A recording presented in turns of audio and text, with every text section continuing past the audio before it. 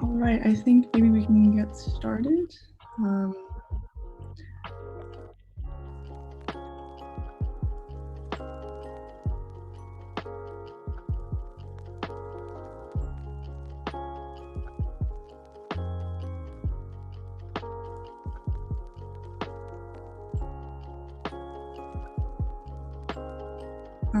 Maya, do you want to start with the icebreakers?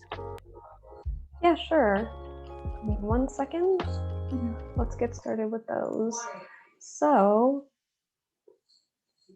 first, I'd like to welcome everyone to the One Up Toronto conference. So I'm just going to introduce ourselves a bit before we get right into the icebreakers. So, hello everyone, and welcome to our 2021 One Up Toronto virtual conference. Our theme for this year's conference is Rebuild, Youth's Vision for a Post-Pandemic City. The conference theme this year will explore different solutions on how we could adapt spaces and structures to thrive in a post-pandemic setting. And before we begin, we encourage that all participants have their video enabled so that we can all feel like we're all sitting in a big room together. We will be recording this event. Closed captioning is also available with the button at the bottom of your screen. And lastly, feel free to tag our Instagram account at OneUpToronto and use the hashtag OneUpRebuild to share your conference experiences.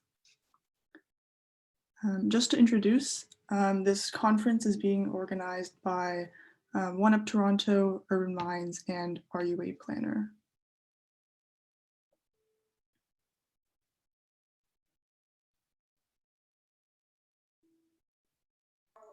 All right, so my name, first of all, is Maya, and this is Katie.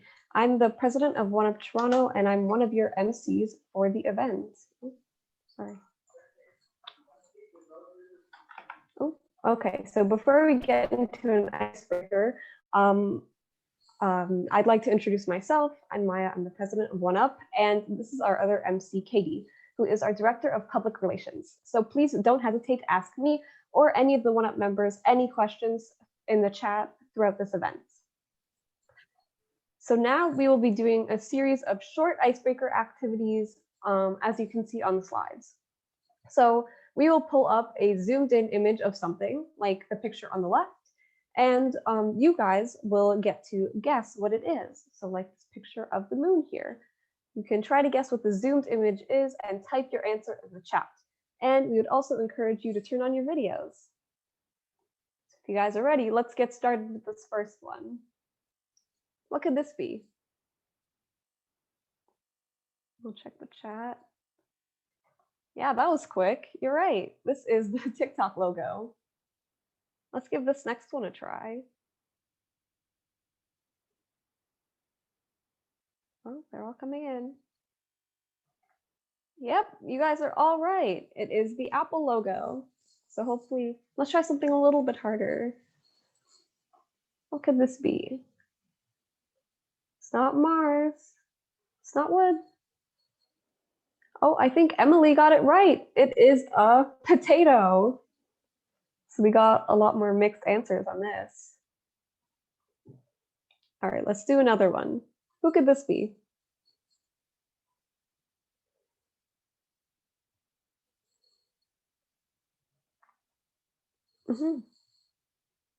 All right, we're getting a lot of good answers. It's split between Michelle Obama and Oprah. And you guys are right, it's Michelle Obama. Good, so it's not Oprah. Okay, this is, I think, the hardest one, in my opinion. So I'd be really proud if anyone got this. Oh, Miyuki got it first. It is the Eiffel Tower. Wow, I did not think you guys would be able to get that so fast. Good job. Okay, what about this? This one's tough too. It's not cheese and it's not cake. Wow, Brienne, that was so quick. It is hummus. I really did not think you guys would be able to get that. It's not fungus. Okay. What about this?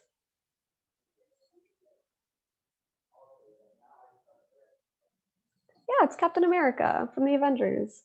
Got all of them here. Okay, let's try this one.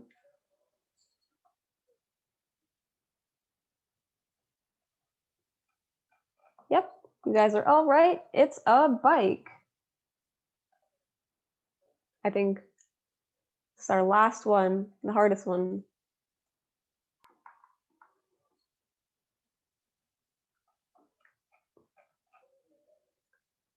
Oh, you guys even managed to get this. It's not Thomas the Tank Engine. It looks like a subway car or subway train.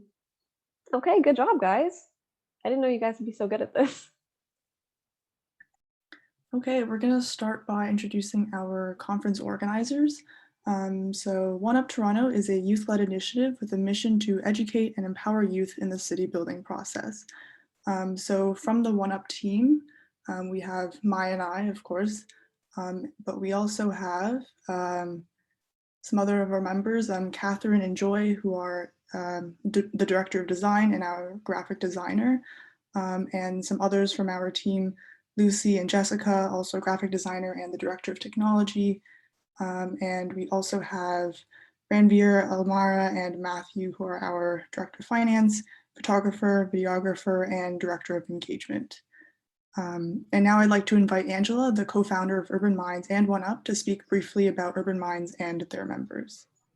Thanks, Katie, and welcome everyone. I'm excited to hear from our incredible lineup of speakers today, and I hope you are too. So Urban Minds is a nonprofit organization that I co-founded with Brian Lowe almost 5 years ago. And our mission is to create meaningful ways for youth to shape equitable and sustainable cities. We created the One Up program to help students like you to find creative solutions to challenges in your own neighborhoods to make them better and more livable. We also connect youth with opportunities to provide meaningful feedback on real design and planning projects, like Witchwood Barnes Park, which is the challenge for our One Up Design competition this year. So now I'd like to introduce my team, who have various backgrounds in architecture, urban planning, transportation, and development. We have Ryan and myself, and we are the co-founders. Santessa is our program advisor. Ria and Arish are our program coordinators. Adriana is our growth coordinator. Jane and Brienne are our project coordinators. And Alex is our outreach manager, and Enosh is our outreach coordinator. So now I'd like to play a short video which shows the kind of work that we do. Please enjoy.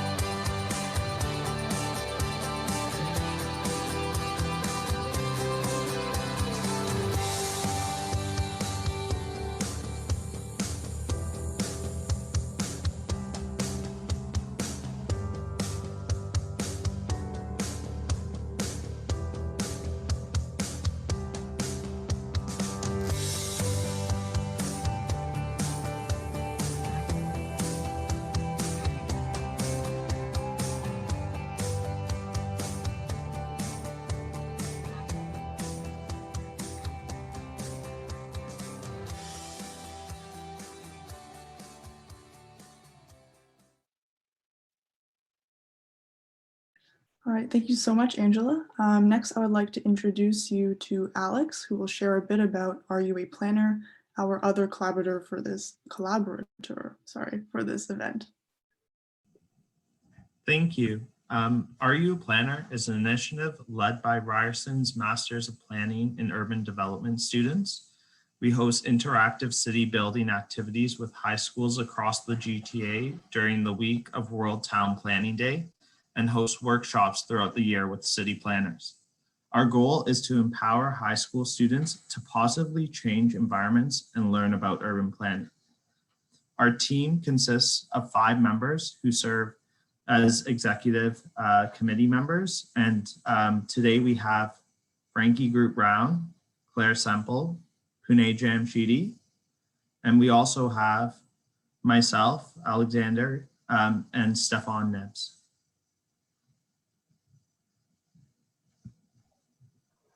All right, thank you, Alex. Now, before we begin the conference, we would like to do a brief land acknowledgement. As we gather for this meeting physically dispersed and virtually constructed, let us take a moment to reflect on the meaning of place, and in doing so, recognize the various traditional lands on which Urban Minds is based. Toronto is the dish with one spoon territory. The dish with one spoon is a treaty between the Anishinaabe, Mississaugas, and the Haudenosaunee that binds them to share the territory and protect the land. Subsequent Indigenous nations and peoples, Europeans, and all newcomers have been invited into this treaty in the spirit of peace, friendship, and respect. We encourage everyone here to embody the spirit throughout the conference. Okay, here is a brief overview of the schedule for the day that can also be found on our Eventbrite page. So we just started with our introduction and our icebreakers, and we will be having our 3 guest speakers speaking on Indigenous housing and health, transportation, and local economy, which will be followed by a short health break. We will have a trivia game, a panel discussion on youth and outdoor spaces, and then we'll be concluding with our award ceremony from the One Up Design competition, as well as some features from our school chapters. Okay, so now before we get to hear from our first guest speaker, we would like to take some time to thank our sponsors for their contributions. Without them, we wouldn't have been able to host this conference today. So we'd like to give thanks to our diamond sponsor, the Ontario Professional Planners Institute, our platinum sponsors, the Ontario Architects Association, Bowsfield Inc., RN Design, IBI, Ryerson University School of Urban and Regional Planning, and MJMA. And lastly, our gold sponsors, Urban Strategies, DTAH, Dollarama, Ratio City, LGA Architectural Partners, and Gladkey Planning and Associates. We're very grateful for our sponsors for making this event possible. And now we will officially begin. I'd like to welcome to the stage Selena Martinez, who will be discussing Indigenous housing and health with us. Indigenous people living in remote communities face some particular difficulties with regard to housing and its impact on their health. And we hope to dive deeper into this and the relationship between housing and health, especially as this issue becomes more relevant in the age of a global health pandemic. So Selena Martinez is a member of the Pascua Yaqui tribe and Chicana, born and raised in Phoenix, Arizona. She completed her Master of Architecture degree from ASU in 2020 and is currently pursuing her architectural license. She has been involved in a diversity of projects with local tribal nations through the ASU Indigenous Design Collaborative. Selena is the co-founder and lead instructor for Design Empowerment Phoenix, a program of the Sagrada Galleria in South Phoenix that provides opportunities for youth and community to engage in design tools and processes. Take it away, Selena. Thank you. Let me go ahead and share my screen.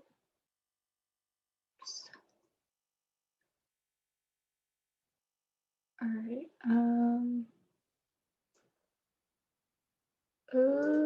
Present. Okay. All right. I am very happy to be here with you all. Like she pretty much just introduced me. My name is Selena Martinez. I am from the Pascua Yaqui tribe. My homelands are in Mexico, so from a very different climate than you all. So I think this might give you a different perspective of what's going on across the other side. So my presentation is called Empowerment Through Design. And I'll be speaking from both the Indigenous Design Collaborative perspective from ASU, as well as my experience with Design Empowerment Phoenix. And thank you for giving a land acknowledgement. I'll give an acknowledgement for the land I am on here in Scottsdale. It's the territorial homeland of the Akimel O'odham and Peeposh people.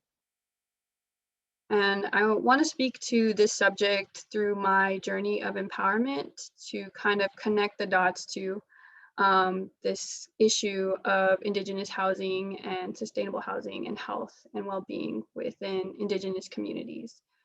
And not just Indigenous communities, but all communities of color. So my journey of empowerment, starts with becoming more confident and gaining some sort of power over my trajectory as a designer through school and through my own career. When I was first kind of trying to figure out what I wanted to do, where I wanted to go, I was in architecture school and I was contemplating whether this was the right path for me, because when I was looking around, I didn't notice a lot of people that look like myself or within the architecture profession.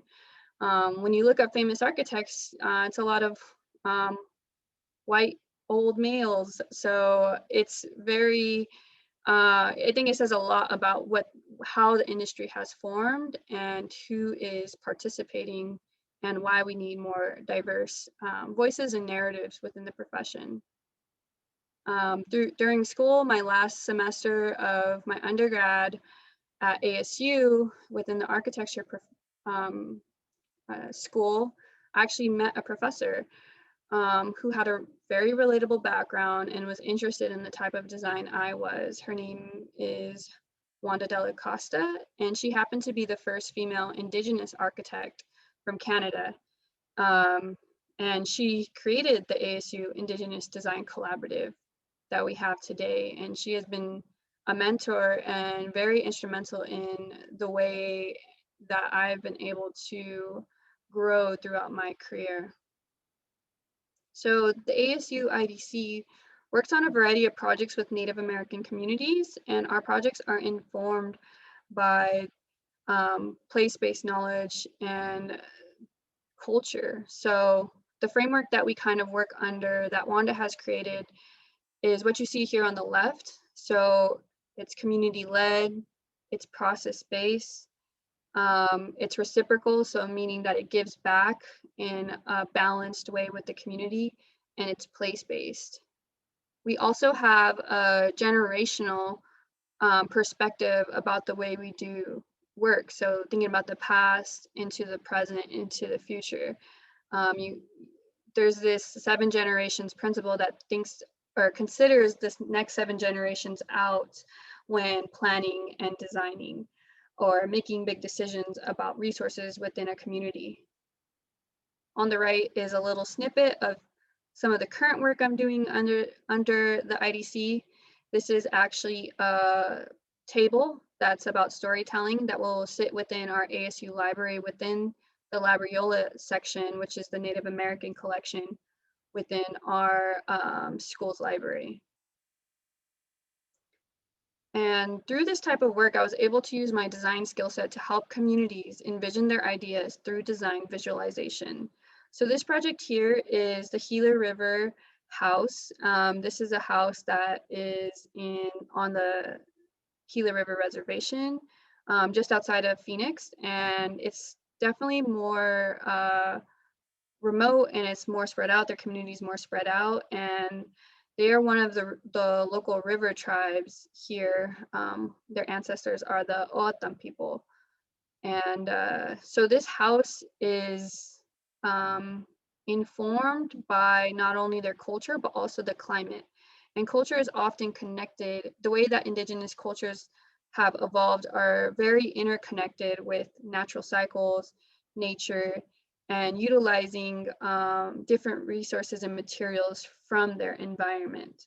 So with this house, we definitely wanted to achieve something that was supportive of the community's culture, but also dealt with the extreme heat that we have here in Phoenix. So on the left are some of the renderings that we call them here on the left of the interior. We also have an outdoor space. Outdoor cooking space was really important for this community. Having gardens was really important. Utilizing the drainage of those rainfalls, although we don't have a lot, you know, making sure that when it does rain, that water flows into the sunken beds for different growing seasons, making sure that we have solar panels to harvest the heat and create energy, making sure that on the south side we have a bunch of shade for our windows and openings, and that we are channeling that indirect north light into the house. Another aspect that we included architecturally is aligning with the equinoxes and solstices throughout the year, as these are important markers for the changing of seasons. And actually today is the spring equinox, if you guys didn't know. It changes different days, but today's actually the equinox, and that's really amazing. So plant your seeds if you guys have gardens.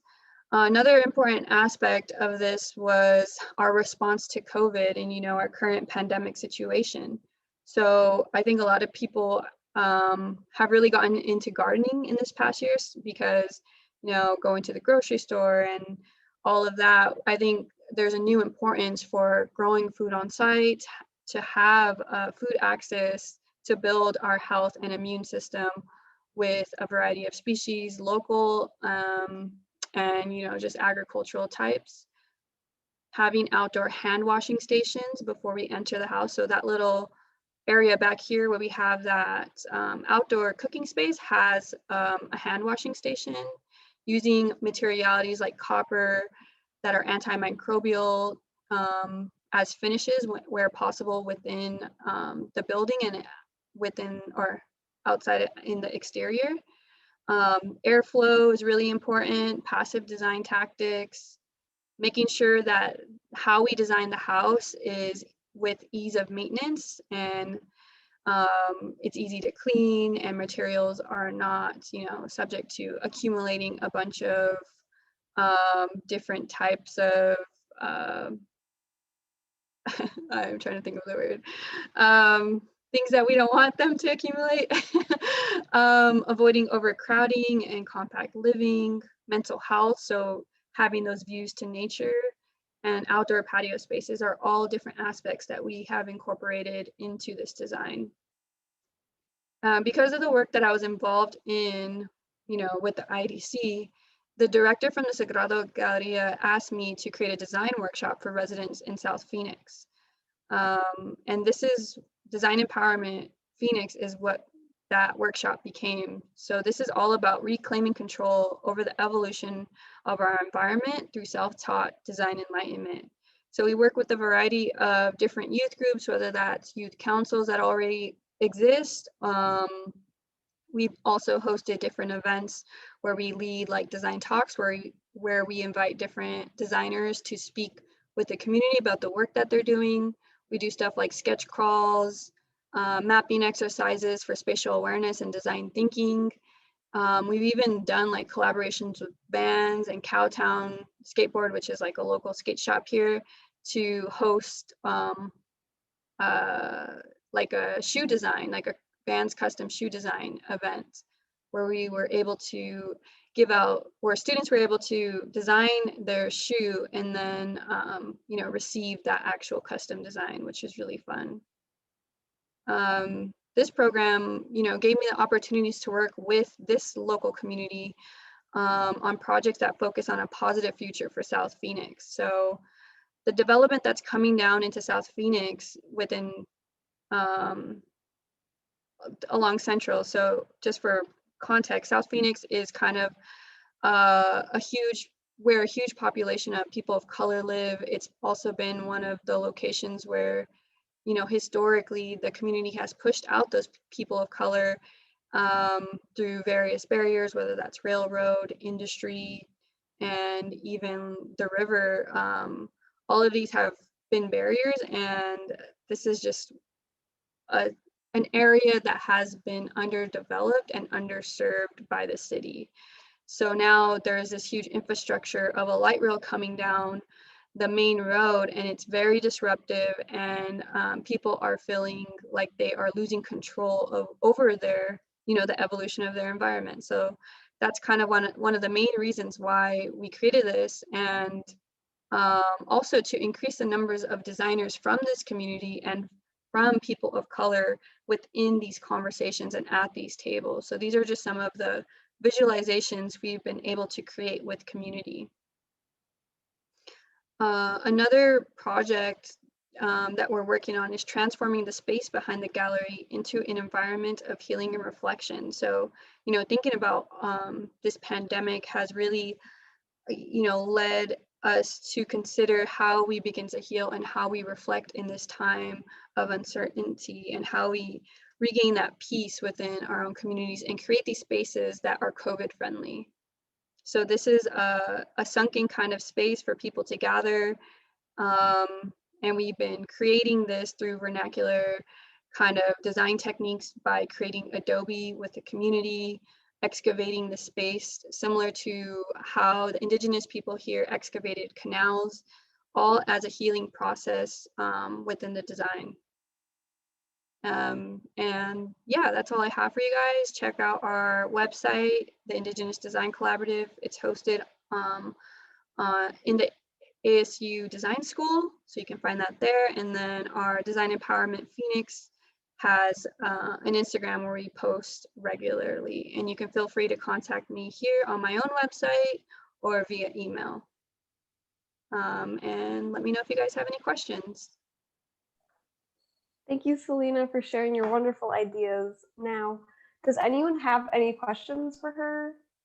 If so, you can unmute your mic or drop some questions in the chat box. So I'll wait a moment in case anyone wants to write anything.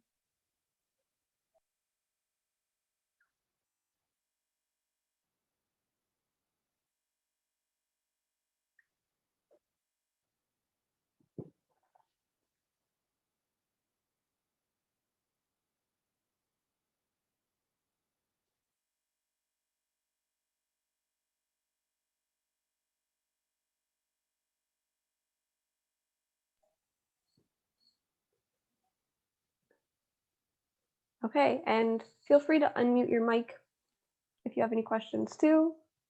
I think it's looking like we don't, so if not, we can keep going. Here, let me screen share. And we'll keep an eye on the chat as well.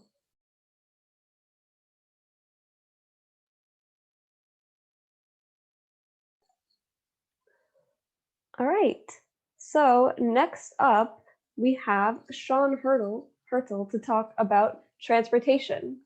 Our conference theme, Rebuild, focuses on looking at solutions for spaces and structures that thrive in a post-pandemic setting. With the growing trend to develop sustainable cities, transportation planning plays a huge role in urban and rural development, looking for sustainable solutions to facilitate and essentially improve human life. Sean is a registered professional planner with over 20 years of experience, working with the government and development clients in the Toronto region and beyond. He began his career with the former Metro Toronto Planning Department and now leads a Toronto-based practice with particular expertise in transit corridor and station planning, as well as transit-oriented development, policy analysis and formulation, implementation strategies, and public engagement. Sean is also a lecturer within the schools of planning at Ryerson University, University of Waterloo, and York University, as well as being a frequent speaker and media commentator on current planning and development issues. So I'll let Sean share his ideas on transportation now. Thank you very much. It's great to be here, and I really appreciate the opportunity. And I'm really, as a professional who cares about the region and transportation and cares about education and bettering the future, I'm really excited that to hear that you guys are doing this, are talking at this early stage in your lives and careers and education. It's really, really important because we need all the help we can get. And this is certainly a shared, I see this as a shared effort, right? This is a shared enterprise. And experts like me and my many colleagues need help. And I think we have a shared responsibility to reimagine and to do the work to create a better region based on, more specifically, transportation, especially throughout and after, whatever that looks like, the current pandemic, right? So I've entitled my little presentation, Sidetracked, Transportation, the Planner, and the Pandemic. Sounds like a movie. I deliberately used a question mark after the word sidetracked because I think it's important to note that experts like me don't have all the answers, right? We're in an area of a time of extra uncertainty. One thing we love to say is we're planning for the future, we just don't know what that is, right? And especially in an unprecedented time like COVID-19, right?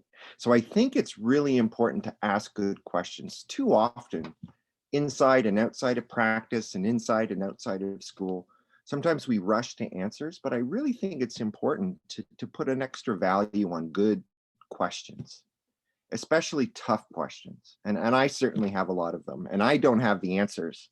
But I think, well, if I don't ask, then we'll never know, right? We have to ask the right things. I bet you if we were all in the same room and I would look out onto all of you and I would say, who before COVID-19 took transit quite a bit? Because I'm going to focus on transit. I bet you more than half of you would raise your hand, right? Yeah, I already I see some hands. So that's great. Thanks for playing along. And then COVID comes, and then I bet you about 3/4 of the hands would probably go down during the pandemic. Even fervent, regular strap hangers, we call them, transit riders. And that has pretty impactful planning implications. It affects our subways, our streetcars, our GO trains, our conventional buses, traffic on sidewalks, traffic on bike paths. It has a tremendous impact on our planning and on our transportation. And so very quickly, and it's very difficult for me to say anything quickly, just ask the organizers, but I'll do my very best. I'm going to talk about what that could mean for us and some of the questions we have to ask ourselves. Because this is a planning focused event, I just want to, by way of quick background, all planning decisions, especially including those transportation related and transit related, are impacted by legal frameworks at the provincial level through a piece of legislation, a law called the Planning Act. And under the Planning Act, there are 3 documents or policies in particular that shape land use planning, development activities, and infrastructure, including transportation, and yes, especially transit, that set all of the other decision-making for local municipalities, such as the City of Toronto, or City of Brampton, or City of Markham. They are the Provincial Policy Statement, the Growth Plan for the Greater Golden Horseshoe, or Greater Toronto and Hamilton Area, or GTA, or whatever we call it this week, sorry, and the 2041 Regional Transportation Plan by our own provincial transit agency, Metrolinx. So you put those documents, those high-level policies together, the region as imagined by the province. This is what it looks like in plan, on an actual land use plan that planners like myself would use to inform how we make decisions about growth and development and transportation priorities across our region. And the secret sauce essentially is a compact, mixed-use, transit-oriented region, right? when you put the provincial policy statement, the growth plan policies, and the Metrolinx regional transportation plan together. But this is very high level. This covers Niagara Falls in the south. It covers Kitchener-Waterloo in the west, Barrie in the north, and Peterborough in the east. It's hard to plan at this scale. So we have to go down a little bit. We have to increase the focal points on our lenses. And this is how the city of Toronto, again, zooming down a little bit into what we call the region, this is how the city of Toronto sees the world from a transit connectivity perspective. And is Toronto the center of the universe? Absolutely, right? Just look at the t-shirts, Toronto versus everybody. And I'm a little upset with that because they stole it from my hometown. They stole that saying from Detroit versus everybody, but that's a whole other lecture. And then zooming in, actually, it's really important, and this is especially important for COVID, is that all the transportation connections from transit, they go right through the center of the city, right? They're all funneled like wheels on like spokes on a wheel, like a radio. They're all focused on downtown Toronto, on Union Station. You want to get from Pearson Airport to Oshawa on transit? You know what? You got to go through Union Station. Right? You want to go from Mississauga to Markham? You got to go through Union Station. So it's very Toronto focused. And in a pandemic, that matters, right? That has really big impacts. Zooming in further, in the Toronto official plan, you can see with more detail and definition, you can see all the different rapid transit lines. The TTC subway lines and rapid transit, light rapid transit in red. Future lines like the Eglinton Crosstown and a Hatch Blue, for example. And then some arrows crossing this sort of invisible abyss connecting to all of the other adjacent areas, such as Brampton, Mississauga, etc., within our region. This is where it gets really interesting. When you imagine what land use and development is, planners like me, it's the land use, mixed uses, and higher density development are overlaid and focused on all of the major areas for transit, all the major transit corridors, with the highest densities and the range of uses, i.e. residential, commercial, retail, service, institutional, schools, education, all mixed together in what we call mixed use, right? So compact mixed use development focused on transit corridors, with the highest densities being at the major stations. In red at the top, North York Center, obviously downtown Toronto, anchored by Union Station, and in the eastern stretches of Toronto, we see the Scarborough Town Center, right? So a lot of development strategically focused where the richest transit connectivity exists. So in general, we have a what we call smart growth plan for high density and transit oriented development, right? So it's based on the philosophy that a good land use plan is a good transit plan, right? You mix uses together, you're compact, you're efficient, you provide places for living, working, shopping, going to school, etc. And that makes for good transportation planning. And it's true, right? Because it makes better use of things and provides more options for more people in fewer areas. But then 2020 happened, right? Almost a year ago today, a state of emergency was declared across Canada to lock down. And you know what they say about best laid plans, right? So I just walked you through a very deliberate, long range, 25-year planning process that just overnight, on March 23rd, 2020, the world has changed. So travel patterns, work patterns, education, shopping patterns were changed literally overnight, right?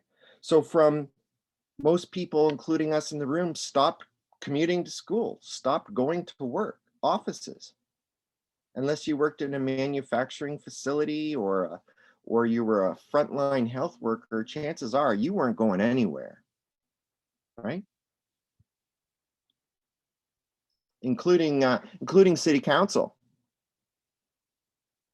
All these faces are like, how do I unmute my, like, I can just imagine how painful the first city council meetings were. And then most relevant to our work, our thinking today, transit took a nosedive overnight, right? Go Transit lost 90% of its ridership. The city of the TTC at its peak in the COVID-19 pandemic, they were losing almost $90 million a day in lost revenue.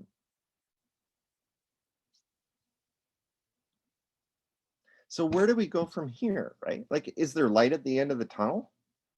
Like, even still a year later, things are, looking better. We're turning the corner, but turning the corner towards what? Like, how much of our habits so altered during the pandemic, working from home, minimizing times you go outside, ordering food from Uber Eats or DoorDash or whatever it is, will we continue to do these things? Will we ever get back to our travel, our work, our recreation patterns and habits as they were before COVID-19? Maybe. That's probably the answer, but we don't know to what degree. So as a planner, especially in the transportation space, here's some, again, questions, because I don't have all the answers. Here's some questions that we're asking, right? That I think are really important, right? In planning for an uncertain future, especially post-COVID. Will office work and shopping bounce back? And if it does, to what degree? How will it stay the same? How will it change? And as a result, because things like office work, retail, schools, major institutions like libraries and hospitals, unlike where we live, those are the real drivers of transportation. Residential clusters don't drive transit as much as office clusters do. And when we're not going to office clusters post-COVID, what happens to our ridership? So will our travel habits change for good? Do we have the right transit and road systems for our new future, whatever that is? We're building the Scarborough subway. Apparently we've been building it for 10 years. I have nothing to show for it. But, oh, that's a little bit of a burn. We're building the Eglinton Crosstown. We're extending the subway along Yonge Street up to Highway 7 in Richmond Hill. We're building the Hurontario LRT. We're investing in all-day, two-way GO Transit. Are these the right investments post-COVID? So again, no answers, but I think really good questions, right? And I think a good conversation starts with a good question, right? Rather than maybe a half-baked answer that ends a conversation, right? And that's me in the blue helmet.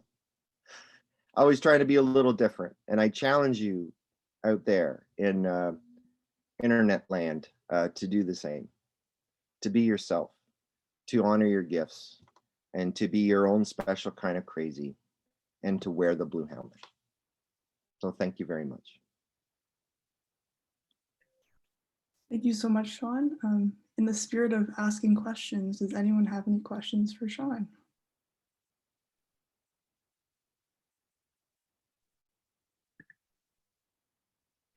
You can type it in the chat or you can turn on your mic. Okay, we have a question from Adriana. How should we change transit to encourage more people to ride? I think depending on where your circumstances are, what your circumstances is, I think cost is one thing that we can do. We can lower the cost and make it easier for people to do the right thing, especially students. One thing I've advocated for are mandatory free transit passes to all students enrolled in especially high school and post-secondary educational institutions. Some municipalities encourage it, but it's not across the board. I think that would help. Another thing is to make people comfortable and safe. There's more to good transit than just the service itself, but imagine you're standing in the rain outside for a bus that you're not sure where it's going to come, right? Well lit, comfortable, and the feel like you're respected. To have the bus driver say hello, right? Little things like that. I found that a lot in my research, that it's sort of the human stuff that really makes a huge difference. Yeah, thank you.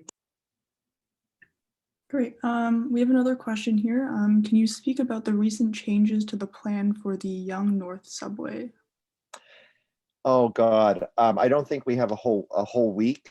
I need about a week for that, but I was literally up last night worrying about it. I was one of the original planners. I co-authored the original environmental assessment in 2008, and I was involved in the station planning design for the terminal, the second to last station, the Langstaff station in City of Markham, predicated on the line going up under Yonge Street, and then to change it, to take it off, completely blew up all of those plans, and we got to redo it. So I'm very frustrated. I'm a little upset, and then I'm upset at myself for being frustrated and upset because I've been in this for almost 25 years, and I should know by now that politics, unfortunately, does make the final decision and impact, despite evidence to the contrary. That supposed experts are, like me, are supposed to be listened to, but we're not with regularity. So I'm really worried. I think it's the wrong decision. It's a waste of money, and it could create a line that would not generate the ridership and the development that it could. So that's the short answer, but I think it's a terrible decision. All right, thank you. We have two questions here that are kind of similar. So in the short term, how can we build confidence in transit users that transit is COVID safe? And then this one is also, how do you see long-term goals for transportation changing to accommodate health priorities with the uncertainty of COVID? So I guess short-term and long-term. Yeah, short-term, I think if there is a mask mandate, I think transit agencies like the TTC and Metrolink should be providing these things to riders, to share the responsibility, to share the onus. Especially, there are a lot of people who don't have the means to invest in a lot of these things, and I think it's only fair. There's an element of social justice and social equity to this, and I do think a lot of leadership is more leadership on behalf of cities and transit agencies is required to make people feel safe and to demonstrate that. Secondly, transit going forward post-COVID, I think that was the question. I think that it was already slowly being threatened by what we call TNCs, by Lyft and other ride-sharing forms like Uber. I think COVID has accelerated that trend by probably 5 to 10 years.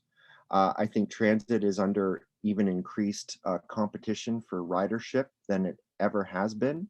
So I think transit should start reimagining what it is and who their riders are, and to do a better job of providing excellent customer service, but without at the expense of the most vulnerable, lower income, new Canadians, racialized communities. That's going to be critical. And I don't have a lot of confidence in our political system to ensure that the needs of those people in those groups are met. But I think it's going to take a lot of activism, and it's going to take a lot of awareness and a lot of vigilance on behalf of a lot of people in civil society, including young people, because you are the future, and you may not have much of a transit system left to inherit if we continue the trend that we're going right now. I think there are We only have time for one last question, but there are also a few questions that I think are directed more specifically to you. So if you want to look through the chat, you can look through those. But just for a last question,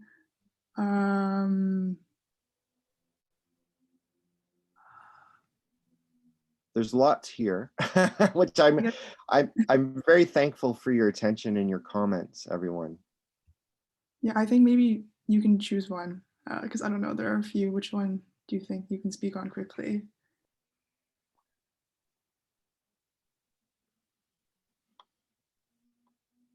Okay, two things very quickly.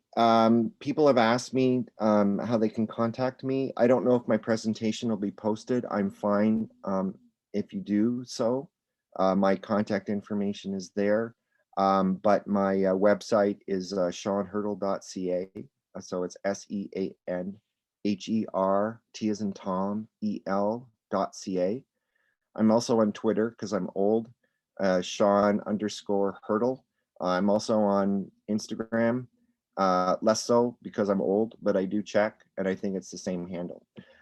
So I'd be happy to go offline to talk to you further. Okay. Last thing, the vulnerable populations, older residents, how transit will or not meet their needs. I'm concerned. What we used to call handy transit before political correctness, or handicap transit, which is now called, special mobility or Wheel-Trans for TTC. That's being subcontracted to private service providers. So there's, I think, a little less public oversight, and I do think some fewer subsidies for those. It's becoming increasingly more cost recovery. And that has, I think, it does have impacts for access. And more of us are getting older, and more of us are having mobility challenges at the same time that those services seem to be scaled back. One of the best pieces of planning wisdom I ever got was from a very senior planner in Toronto named Glenn Miller. And he said, Sean, if we plan for older people, we plan for everyone. And that's always stuck with me. If we make things accessible, affordable, safe, comfortable, easy to find our way around, we all benefit. So my mom is in her 70s and she has Parkinson's. And when I do station planning, I think of my mom. Would she be able to get up here or go over here, right? So to make it personal, to make it human, because we're all people, right? We don't plan for buildings, but we plan for people. And oftentimes it's easy to lose sight of that. But I'd be happy to continue the conversation via social media or email. I apologize in advance. I literally have 4,000 emails in my inbox, but I'll do my very best to get back. Okay, thank you so much again for that amazing presentation. We have to move on. Thank you. Thank you. So next up, we have James Pang to talk to us about the local economy. So with COVID having a hard hit on our global and local economy, we hope to look at how that applies to urban planning, development, creating employment, and investing in communities and their futures. So James Pang is a veteran IT executive with over 25 years of professional experience in leading companies such as IBM and Platform Computing, where he helped grow the company from a startup to becoming one of the most successful enterprise software companies in Canada. James has a Master's of Applied Science from the University of Toronto, where he is also a volunteer mentor in the U of T Entrepreneurship Hatchery Program. James's volunteer work includes being an ESL instructor with the Cross-Cultural Community Services Association and is a member of the board of directors of the newly formed Willowdale Business Improvement Area. As well, James is an investor partner with Konjiki Ramen North York, the first international location of the Michelin awarded Tokyo restaurant by celebrity chef Atsushi Yamamoto. So James, take it away with your presentation. Thank you. And again, thank you. I'm very happy to be to join your conference here, and having worked with some of the students at the University of Toronto and seeing the participation here and the engagement of even a younger crowd than what I'm used to. I'm incredibly optimistic about the future and the amount of passion and involvement that this organization has put together in rounding up young folks to be engaged. So my talk is gonna be a little bit talk about story, right? And as based on the introduction, I'll be talking specifically around one restaurant that I know a little bit about, not too much, but a little bit about, and how we went through the pandemic, and how things like urban planning and even transportation affected us, as well as some of our thoughts on what could happen after the pandemic. And my talk is strictly from my own experience with Kanjiku Ramen, in which I'm a partner, invested partner, and does not represent the global or the more macro economy, because every business has been affected differently from this pandemic. Okay, it's not really one size fits all. There are situations, or some are hit harder than others, and there are also some success stories out of this year-long pandemic.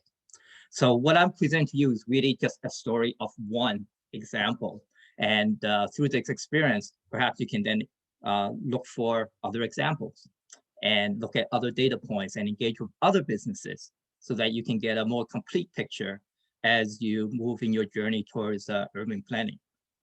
Because as Sean mentioned, at the end of the day, urban planning is about people, right? You're planning things to enable people, enable their businesses. And ultimately, that's the measurement of the benefits and the success of the various projects that are in the works. Okay. So with that, I'll first talk a little bit about Kanjiku Ramen. Okay, what are we? What do we do prior to the pandemic? Because a lot of the impact to restaurants, a lot of it comes back to what was the state of their business before we got hit 1 year ago, literally 1 year ago. Okay, so for us, we were quite doing okay. Actually, we started in 2016, and we're actually a brand that we got from Japan. So our headquarters is actually in Japan. And I think 2016, 2017, our CEO and a couple of partners, we approached the kind of like a celebrity chef, and brought the brand over to Toronto. And our first location was in North York. A couple of years later, we had a second location in downtown. Okay, and prior to pandemic, we were following the vision of our celebrity chef, and he is a perfectionist. So what does that mean in terms of perfectionist as it impacts potential pandemic? First, we had no takeout, no delivery. We don't even accept reservations. Okay, and our place is quite small. Okay, and part of it is because of the vision that we want to replicate that ambiance and ensure the quality of the ramen, the noodle dish, right, that our chef has perfected. So as he mentioned himself, he's a perfectionist. Okay, so this was good. Things were moving, and then the pandemic hit. So now we're in a situation where we had no concept of takeout, and our celebrity chef always believe in having the perfect noodle, and taking out will not deliver the perfect noodle. Okay, but at the same time, we're in this situation. It's still a business. Okay, and just like many other business a year ago, it's like, oh my God, what are we gonna do, right? We're shut down, and for us, we never had takeout. With just a lot of anxiety, a lot of uncertainty. And the other aspect is we don't know how long this is. And we actually could not even tell how severe this would be. And that's the hardest thing for any business, is uncertainty. If we could know at least at that time enough about the virus that it might be a 2-month thing, we could be doing something different. If we kind of know it was maybe a 1-year thing, we knew ahead, we would be doing something different. So it's all about uncertainty, right? And that creates the most anxiety for any business. We don't know when you put in space and time into this situation. So nevertheless, we waited a bit and we negotiated with our perfectionist celebrity chef. And at the end, we chose to adapt. And we replaced perfectionist with pragmatism. And we changed it from relatively steady state to being much more agile and executing on things that we have to do in order to survive. We were, like many other businesses, in survival mode. Okay, and so we took the journey that a number of restaurants also took. Obviously, we enter our menu into Uber, into every possible delivery platform that were out there, and we even know which one is better than the other. Okay, but there's no time to debate. You just have to do it and put your head down and get on top of all the platform. Now, the other thing is also that with respect to us, we were a little bit lucky in the sense that for both our locations, there were parking near us. So again, I don't know if this was an artifact of the planning, but there were parking in front of us. There were parking on the side street. So that did enable delivery drivers, okay? And it did enable folks coming in and doing the pickup order, okay? And as part of this process, we also had to innovate. And actually, like many people know, out of crisis, you do get some amazing ideas, right? Just like we're able to get a vaccine in a relatively short time internationally, we also had to innovate. And one of the things we did come out of this pandemic was offering frozen meal kits. So there are some good things, and when folks are pushed to a situation where you either adapt or you perish, it's amazing what we can do. Okay. And the other thing is, and I think a lot of business will share the same thing, you survive and you might even thrive because of luck, because nobody could have predicted this pandemic.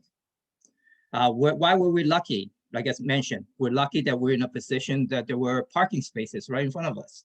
We're lucky where it was relatively accessible. We were lucky that our business was fast service. Okay, it's not a buffet. It's not all you can eat. It's not a pub where you stay in there for a long time. We're lucky that our menu was relatively small. And the other thing we were either lucky or we did the right thing prior to it is to have a very strong social media presence even before this happened. And so these things created where in many ways we were able to at least survive. And coming out of it, we also thrive in certain areas out of this situation. Okay? And so one of the things that also happened during this time is we opened a new location. So while many restaurants and many businesses struggling, we felt that we should continue and push on despite all these challenges. And we opened a new location in January. And definitely the pandemic had a big impact on it in terms of many things were delayed. Talk about working with the city, for example, getting permits. What may take maybe a couple of weeks may ended up taking many more weeks. So these are all things that happen. Now the other thing is that after everything is said and done, there was a lot of challenges, a lot of surprises. One of them was early on we actually signed up for Cafe TO. When it was made available last year. And we have two different perspectives on that last year, where we thought the idea of extending the your seating outside, so that because of the 50% limit would be quite beneficial. So we have kind of two perspectives there, or in terms of our experience. Our Northfield location, because our frontage was very small, again, this is all just based on luck and not any pre-planning. We just couldn't really get that many tables out there. Okay, and so our Northfield location didn't have as much benefit from it. The other thing is, even if there were, we don't have enough tables and patio chairs and patio tables to use it. So even if in situations where the urban space allows you to do certain things, when you look into individual businesses and you look at what would be the investment they need to make in order to take advantage of the additional urban space, in our case, doesn't make sense, doesn't make business sense, right? So it's not that it's a bad thing, but simply for us, it may not make business sense because we may not get that many customers to recoup the cost, or we have to spend or invest more in order to utilize the space. And again, that comes back to the business ROI. Okay. Now on the flip side, our downtown location was in a side street. There was already a big frontage, and very grateful that the city had offered this ability to streamline the application process to have patios out there.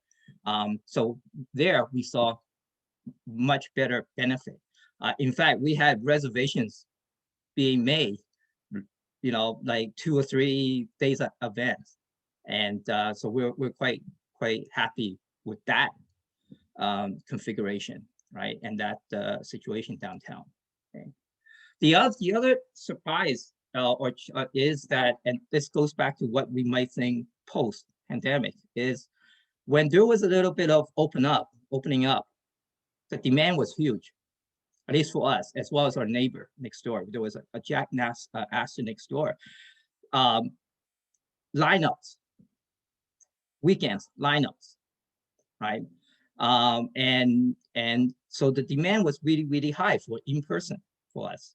And when we also tracked that when we opened up the patio and it was 50% indoor, our delivery and takeout dropped, right? Folks wanted to come out. And so from that sense, we were optimistic that when this is over, that things would be good for the business. I think business will be picking up. But at the same time, the challenge there was, and this is something we always had to face, is we have to keep safe.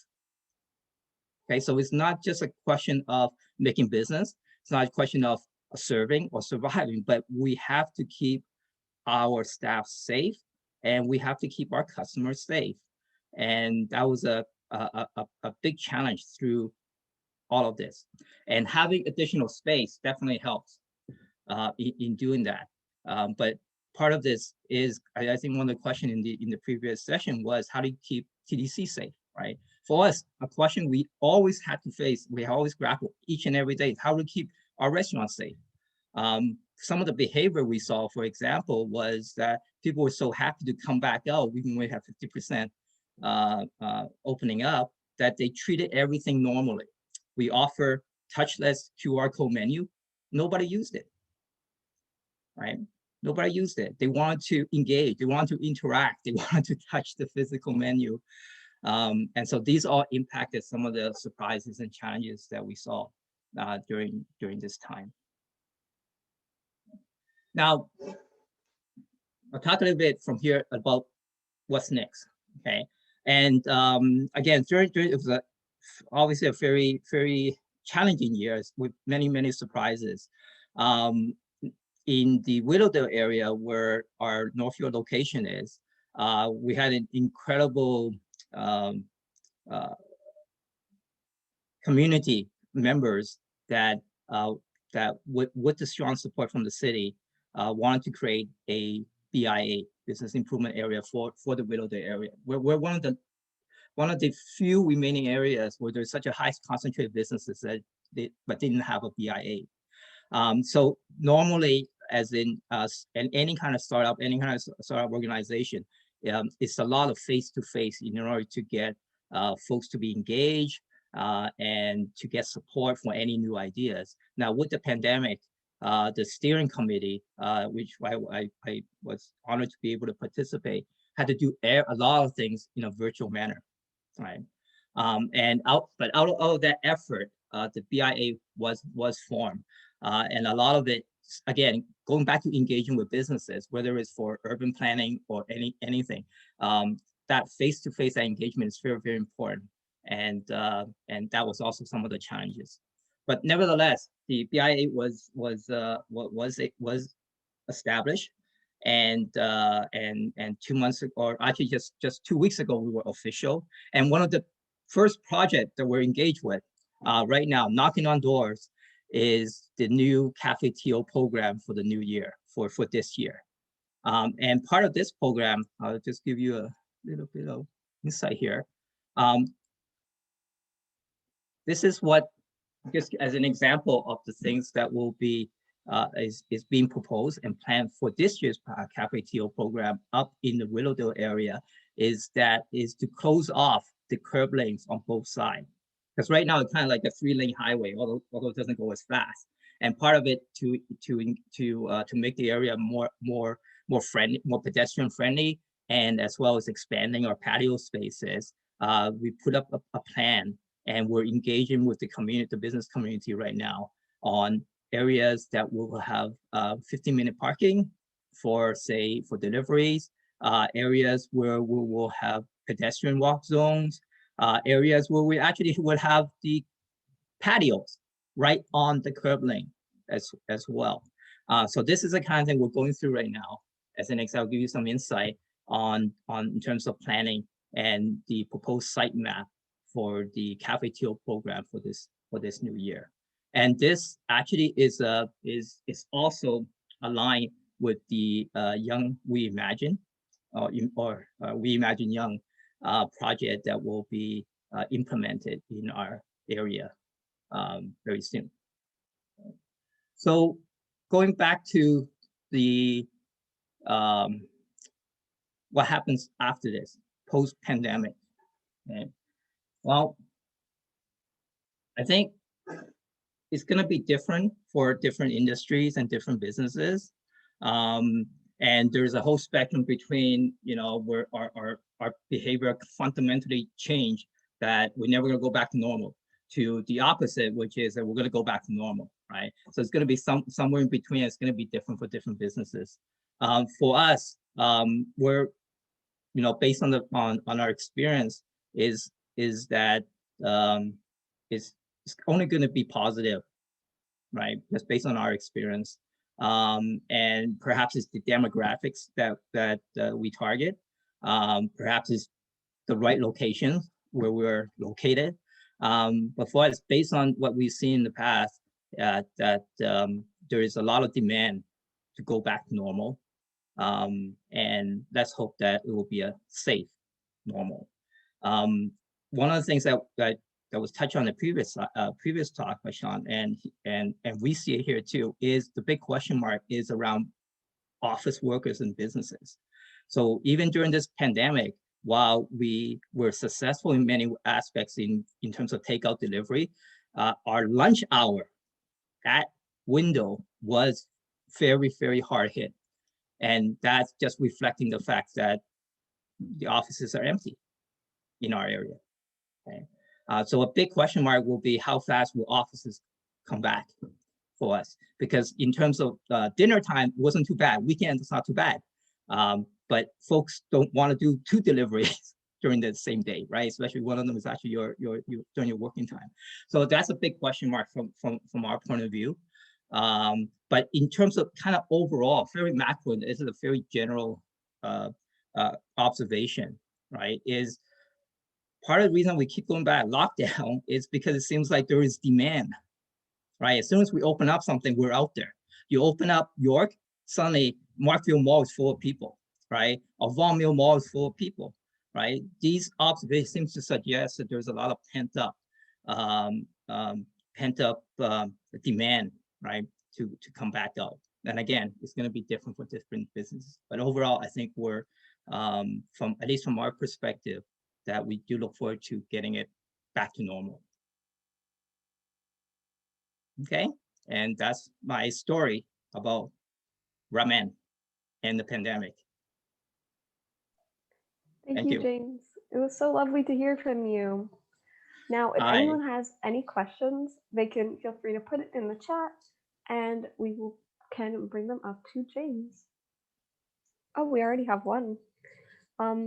Could you speak on any advice for smaller businesses who might not have the financial ability to adapt as quickly or as easily as larger chains or franchises?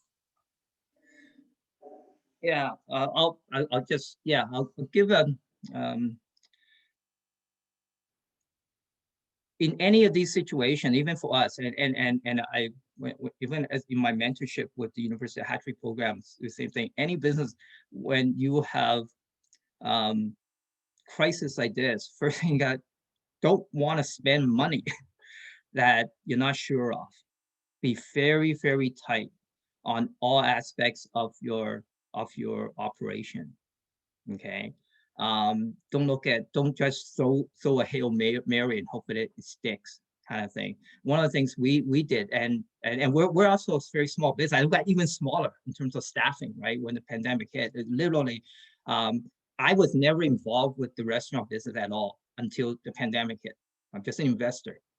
And our two founders, they also was not directly involved as much, but because of pandemic, they literally work in the kitchen. Okay, and this is all about being very, very efficient with your cash flow and what you can spend. Okay, so that's kind of what we learned. So any small business, right? And I'm sure that your startup business, you already know this, right? Every cent counts. Okay, so you got to be very, very tight with your cash flow, with your investment, and don't just hope that things will work out. On the other hand, just want to mention that as a small business, you actually have an advantage in that you are inherently agile. Okay, so you may not have the financial, but you have energy, right? You have time in some ways. Okay, and in some ways you're in a better position than bigger businesses, and where there's a lot of entrenched systems and practices, and they actually, in many cases, have been impacted even more by the pandemic. So I think as a small business, you should look at your strength and work towards your strength, or being nimble, being small, being energetic, right? And I think you will be able to meet your challenges. Yes, that message of adaptability is so important in these times. All right, we have one last question for you. It is, what can smaller businesses do to encourage customers to choose them over larger chains and franchises? Okay. So whether you're a small business or not, whether you're a startup or not, fundamentally, you have to have a product or service that differentiates, that is unique in your targeted market. Okay, and if you don't have that, or for example, we weren't able to establish that earlier on, I think we would be in a very bad situation during the pandemic. But we had some runway. We had like 2-3 years to make sure whatever we brought from Japan over here is tailored and meets the target market here. But at the end of the day, my experience, whether with the ramen or with the student groups that I mentor at University of Toronto, or prior to that at the technology companies, you got to start with making sure you have a product that's unique and differentiated, and you know who your customer is. Okay. Now, having said that, you have an advantage, and we see this during the pandemic. Being small and with the power of internet and agility, you are able to reach a much larger audience.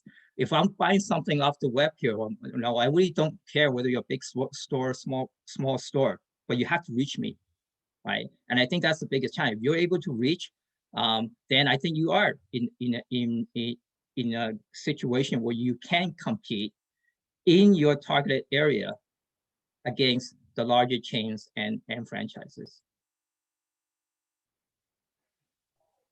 All right. Thank you again, James, for that wonderful talk. Thank you. Now that we've had a chance to hear from all of our wonderful speakers, we are going to be taking a short, around 10 to 15-minute long break. So we'll be playing some relaxing yoga and meditation videos that will encourage you all to stretch a bit during your break and move your body a bit. So during our break, you could also check up the One Up Toronto Instagram to see One Up's design competition submissions if you haven't already. The winning project from the design competition will be announced at the end of our conference, so please stay tuned. And we will also be announcing the winner of our $50 Netflix gift card giveaway from our Instagram. So please be back at 3:35 as we'll be playing a trivia game as well, where you will have the chance to win a $10 Dollarama gift card.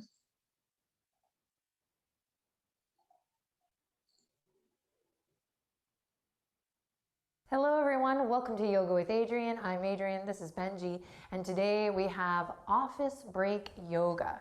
So you asked for it, this is a huge request. This is a quick little ditty that you can do on a break in your place of work or even just at home when you don't feel like you have quite enough time to change your outfit and roll out the mat. You don't need a yoga mat and you don't need stretchy pants for today's practice.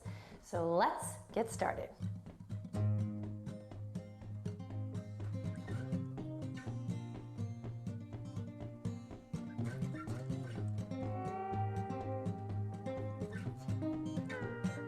Okie doke, let's begin standing. If you are able to kick off your shoes and socks or just your shoes, then I'm gonna go ahead and support that. But if you can't, don't worry about it. You can still do this practice in your footwear. All right, this practice is all standing. So if you're working at a desk right now, you can check out the Yoga at Your Desk video. I made it several years ago and it's super fun. It has music and no talking, just subtitles. So if you like this video or you want to check out more, give that one a try. I'll link it in the description down below. But for now, let's bring the feet a little bit wider than hip width apart. If you're wearing an outfit today that doesn't really allow you to get much space, you can do this with the feet together or feet hip width apart. Otherwise, take up just a little bit of space and let's bring the hands together at the heart, because you don't need a 90-minute sweat session to practice yoga. Yoga is about carving out any amount of time for yourself to unite the mind and the body with the breath. So I always say a little goes a long way, and especially if you're backing it up with a nice conscious breath. So let's take a deep breath in together. Stand up nice and tall. And as you exhale, just relax your shoulders down. And one more just like that. Big inhale, ground through your feet. Stand up nice and tall. And exhale, relax the shoulders down. Beautiful. Release the fingertips down. And nice and easy, we're gonna take the gaze up towards the sky, lift the chin, and then exhale, drop the chin to the chest. Inhale, look up. Exhale, chin to chest. One more time, inhale, look up. Exhale, chin to chest. Beautiful. Align your head over your heart over your pelvis. You're gonna interlace the fingertips behind you. Now, don't worry about getting the palms together unless that feels really good today. You can keep the wrists nice and square. Wrists nice and square, which would be really great for the wrists and the forearms and the hands, particularly if you use your hands at work. All right, let's start to open up through the chest, lift the heart, kind of come out of our shells, right? Whether you do this at work or not, we all tend to live in cultures in which we spend a lot of time with the shoulders rounding forward. So let's counteract that today by, again, squaring the wrists, lifting the chest, take a deep breath in. Stand up nice and tall, a little power pose here. And then very slowly, you're gonna draw a line with your nose past your right shoulder. Work to find a beautiful stretch in the left side of your neck. Ground through the heels. Great, then bring it back to center and just take it to the other side. Feeling beautiful, big stretch through the right side of the neck.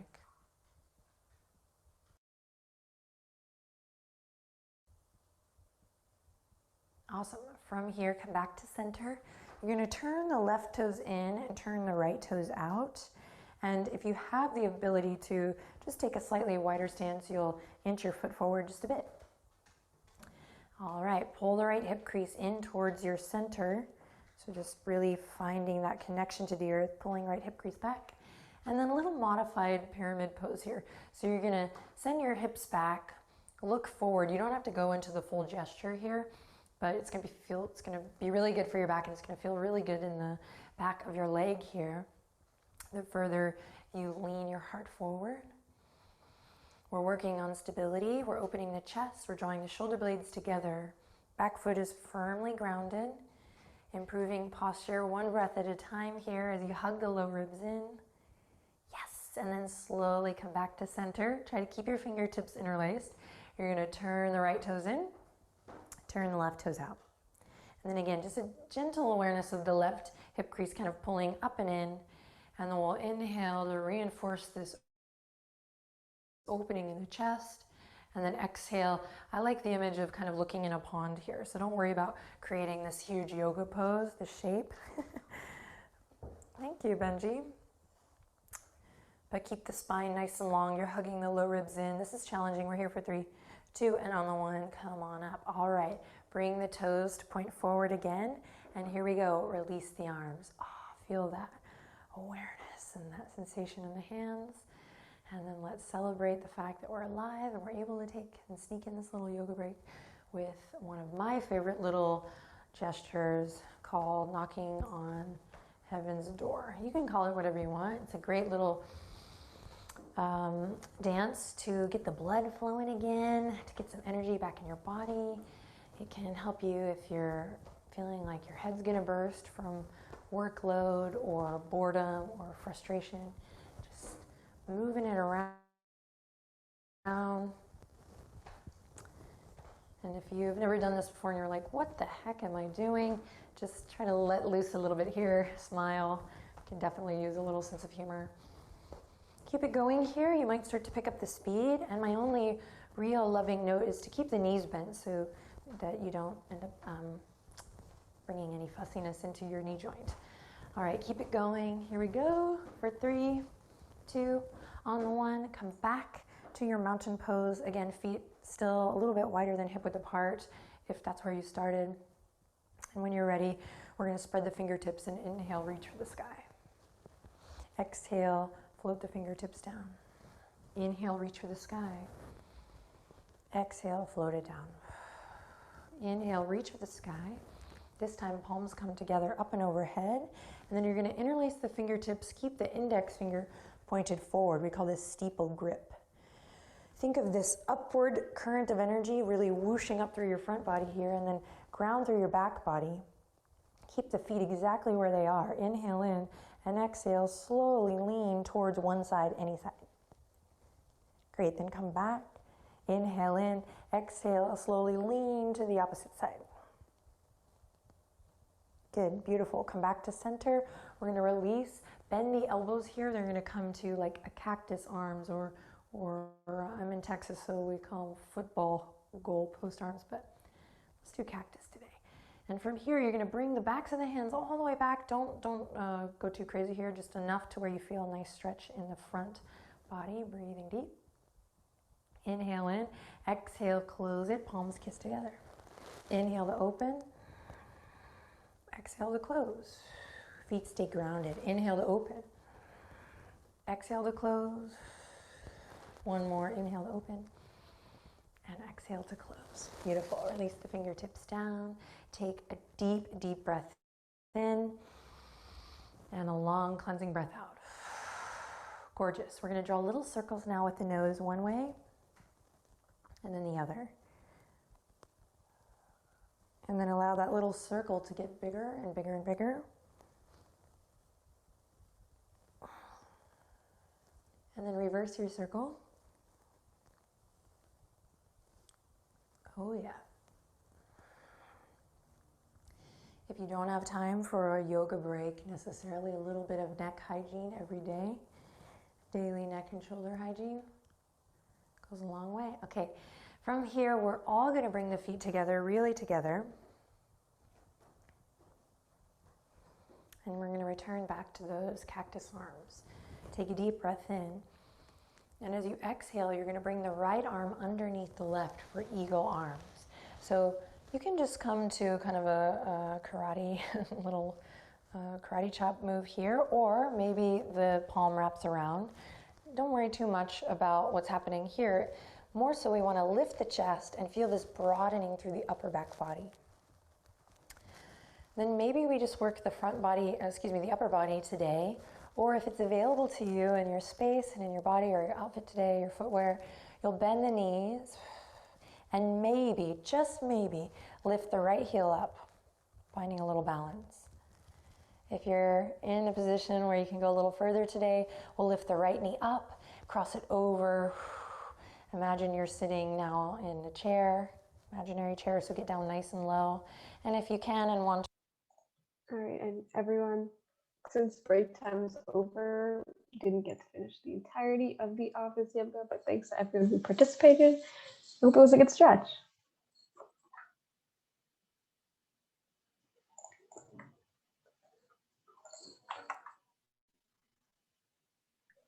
All right, welcome back everyone. Before we get to hear an interesting panel discussion on youth and outdoor spaces, we have a short trivia game for us all to play, which we will be using WooClap to play it, which you can access by scanning the QR code on the screen here. The link will also be pasted in the chat. Please make sure that you input your full name as your username on WooClap in order to be eligible to win. And the top 5 winners of this trivia game will receive a $10 Dollarama gift card. We will give everyone a minute to register before we start. Let us know if you have any questions or any problems with setting that up.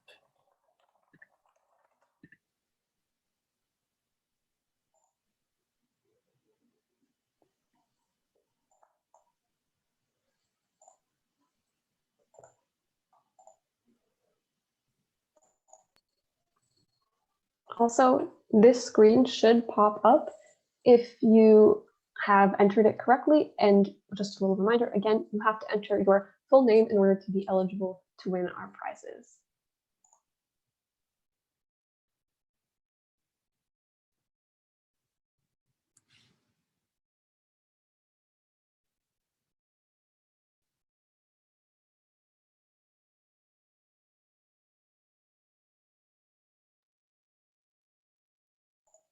Here's a larger version of our QR code as well.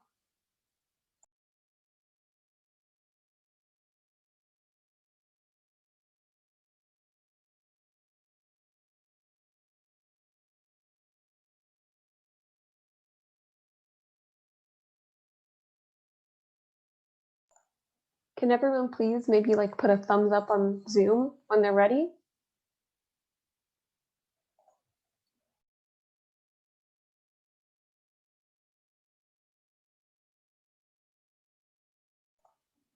So far we have 21 people, so I'll give it a couple more minutes.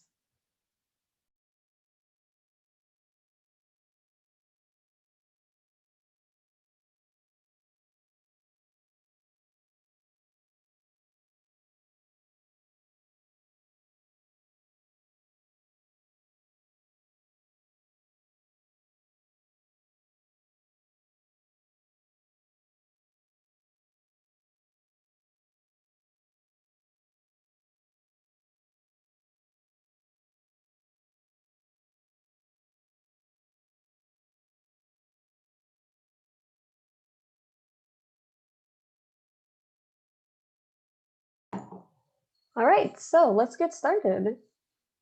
Hope you guys enjoy our trivia. So question 1, fill in the blank. This is the year that we are hosting the One Up Toronto conference. So how many years do you guys think we've been doing this for? Also, just a reminder to make sure you press submit when you're filling out an answer, otherwise your answer will not be counted. All right, let's see the right answer. It is the 5th year that we've been hosting this conference.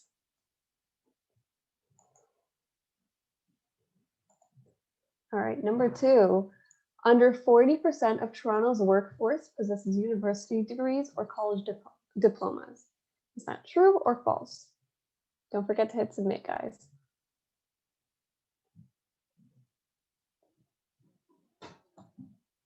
Okay. Let's see. So we had 4 people that said false, and they're right. So this statistic is not true. Now let's see this one. Toronto has a total of 9,520 streets. Do you guys believe that or no?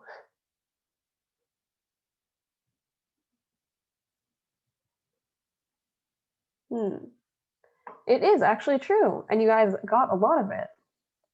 So a lot of you guys did it right. Right. So it's 11 people who thought Toronto had a total of 9,520 streets. Good job.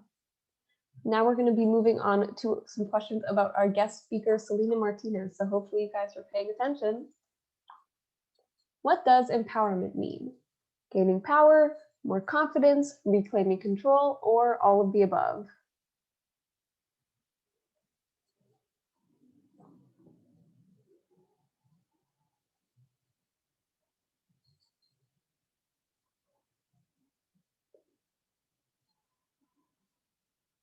Don't forget to hit submit. Almost all the votes are in.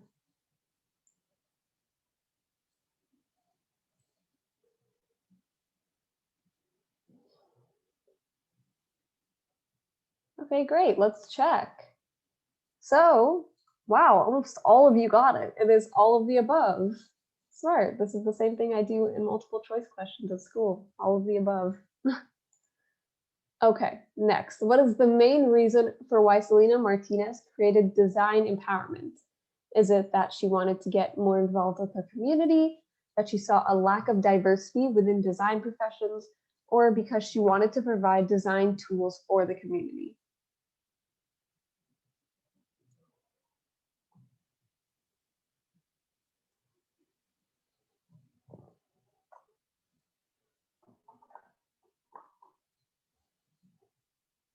Okay, let's see. Our correct answer was number 2. She saw a lack of diversity within design professions. So a lot of you guys were paying attention. That's great. Next, what is the type of medium Selena Martinez uses to create visualizations for the community? Is it collage, photography, or 3D modeling?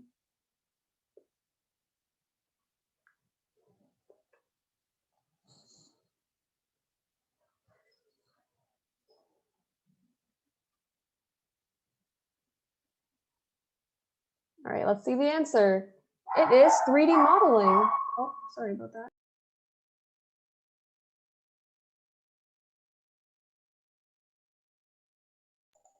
Next, what's the largest park in Toronto? High Park, Centennial Park, Sunnybrook Park, or Oriole Park?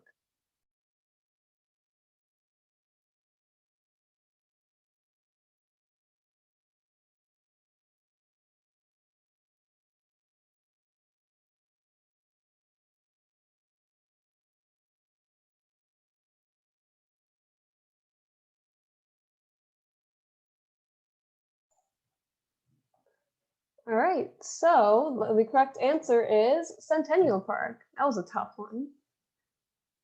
Okay, let's try another one. Match the number with the TTC stat from 2012. So how many buses were there? How many streetcars were there? How many passenger trips were made? And how many kilometers were operated?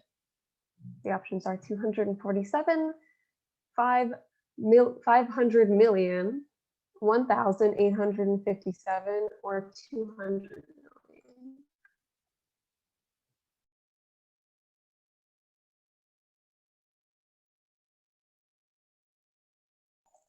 Okay, let's check. Oh, so that one must have been hard for you guys to vote, but we have 1,857 buses, 247 streetcars, 500 million passenger trips, and 200 million kilometers operated. Okay, let's do another one. So hopefully they should be in a little bit of an easier format to answer than the last question, because it seems like a couple of people had trouble with the matching bit. Okay, so these questions are about our guest speaker, Sean. So let's see what we have and if you guys are paying attention. The transportation plan for the Greater Toronto and Hamilton area was created by what agency? Government of Canada, the Ministry of Transportation, City of Toronto, City Planning Division, the TTC. I think some people are not able to vote. I don't think anyone is able to vote. I don't know if that's still true for this question. I think the votes are coming in on the side, so I think it was just Maybe that it was one just this matching one. question. Okay. Sorry about that, guys. All right, let's check what our correct answer is. It was actually none of the above. It's only one of you guys got it right. Wow. A good land use plan is a good transportation plan, is another way to say that development patterns drive transportation demand. True or false?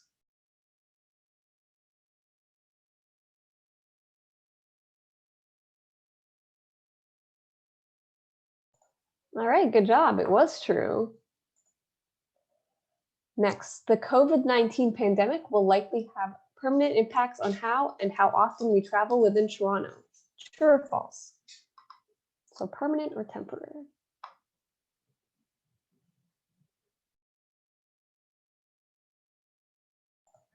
Great, yes, it is true.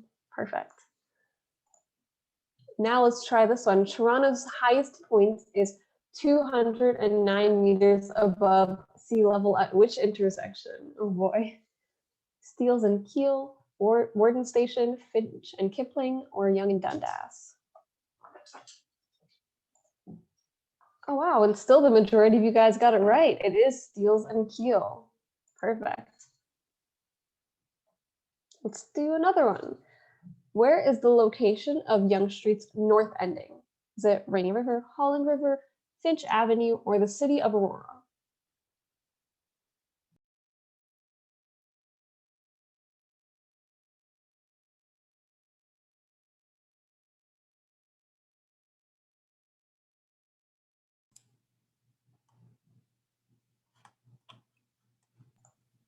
All right, let's check. It was Holland River. Still three of you guys got that right. Okay, now some questions about our guest speaker, James Pang and ramen. Yum. What was the name of the ramen restaurant in James Pang's talk? Kenzo Ramen, Kanjiki Ramen, Kintan Ramen, or Kyoto Ramen?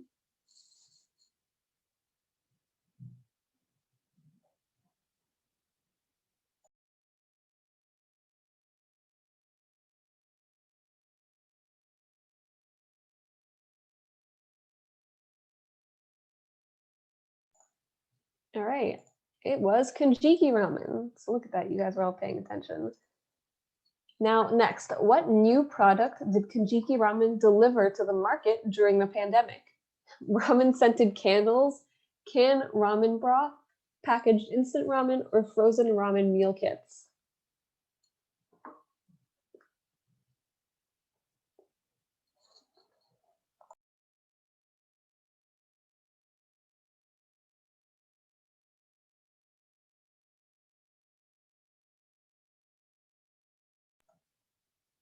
All right. Frozen ramen meal kits. Look at you guys got almost all of you did. Although ramen scented candles does sound kind of fun. All right, what is one service that Kanjiki Ramen offers now that it did not offer before the pandemic? Catering, takeout and delivery, food truck service, virtual ramen workshops.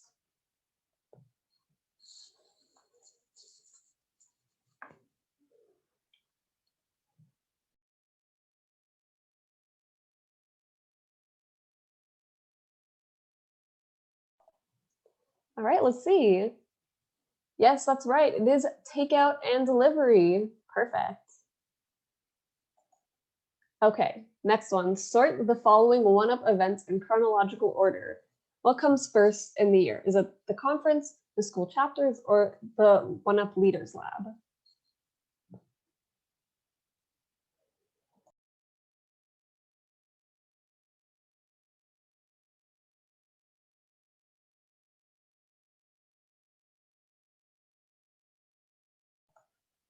All right, let's see. So the correct order was conference, which is right now, and then after is our leaders lab, which prepares our one-up fellows for the school chapters. Hopefully you guys got that. Now, this is a fun guessing game. How many members are on the One Up team?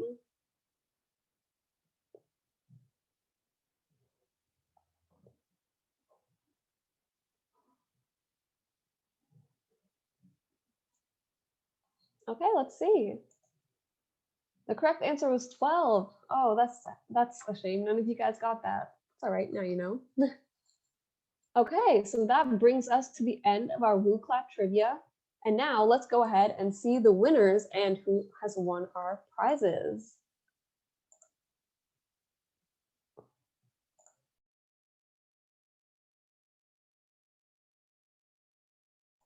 All right, so here we have our top 5 winners. And look at all of you guys putting your full names. So now, thank you all for participating. And you guys have won a $10 Dollarama gift card for each of you. That's great. And let me know in the chat if anyone would buy a ramen scented candle, because it does sound interesting. So our team will be reaching out to you via email in the next week to confirm your prize delivery details. So you all did a wonderful job, and congrats again to our winners. So we will now be moving on to a panel discussion about youth and outdoor spaces. Like our mission at One Up and the design competition challenge at Witchwood Barns, we want to look at the importance of creating inclusive outdoor community spaces, how we can do this, and its impact on youth and communities. I'd like to introduce our moderator, Stefan Nibs. And Stefan is a Master of Planning candidate at Ryerson University with an undergraduate degree in urban development from Western University. As a first-generation Canadian, Stefan is passionate about sustainable economic development and actively shaping our communities and environment. He's the co-founder of Elevate Youth TO, a nonprofit organization focused on providing Black and racialized youth with financial literacy, career development, and mentorship in some of the city's most marginalized neighborhoods. Take it away, Stefan. Thanks, Maya. So I hope folks are doing well. Glad to see that we had some good winners on the trivia. Hope you guys all enjoyed the health break. Today we have an amazing speakers, and I'll give them a quick introduction. So with us today, we have Krista Nightingale.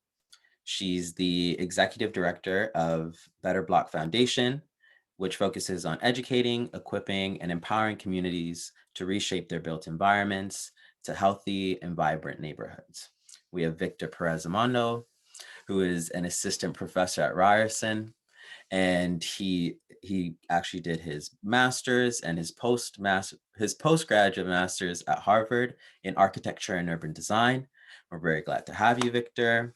We have Jackie Hamilton, who is an urban forester and researcher at the Greenbelt Foundation. For over a decade, Jackie has been working with local and regional governments, and as well as authorities and grassroots and nonprofits to work on conservation-related projects. And we have Josh Fullen, who is the founder and director of Maximum City. He is in charge of national engagement, as well as an education firm based in Toronto.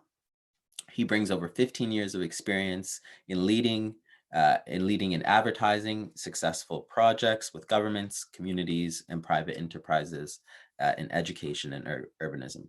Thank you all for taking the time this beautiful Saturday. And I'm glad we get to talk about parks, because I know I'm probably going to want to go try to get to one either today or tomorrow if this weather keeps up. But yeah, I'll get you guys just to say a quick hello, and then we'll get into some questions.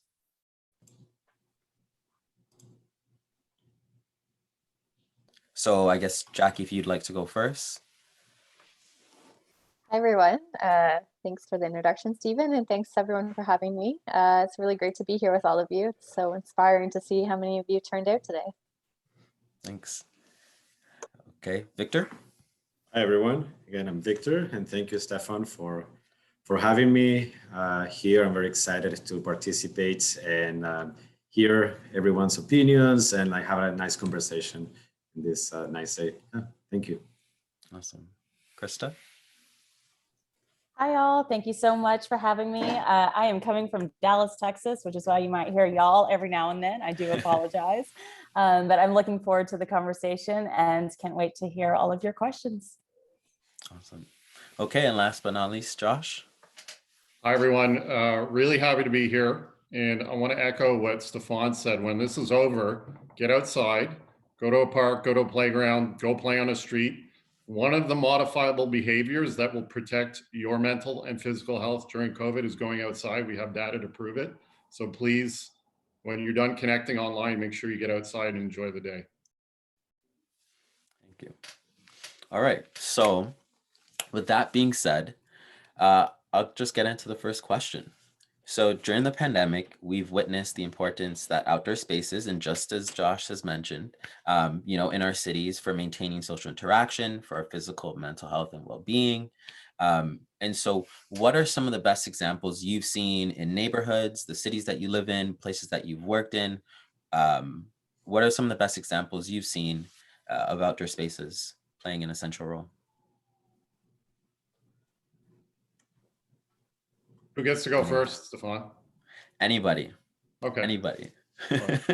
I'll go first on this one and I'll go last on the next one. So I live in Toronto, as I think most of the folks here do. I'm gonna give two examples, a really small one and then a really big one. The really small one is the dead end street across from where I live. So what happens very informally during COVID is families just sort of took it over. There was no permit. There was no quiet streets sign from the city, nothing. But when the weather was good, brought their kids outside and they just played on the street. So that's a good one because it's small, it's tangible, and anyone can do it. The really big one that I think is exciting for Toronto, and we got a bit of bad news about this week, is Lakeshore Boulevard. And the reason why Lakeshore Boulevard is so important is it's a big kind of statement. It's right in the front of the city. It's right on the waterfront.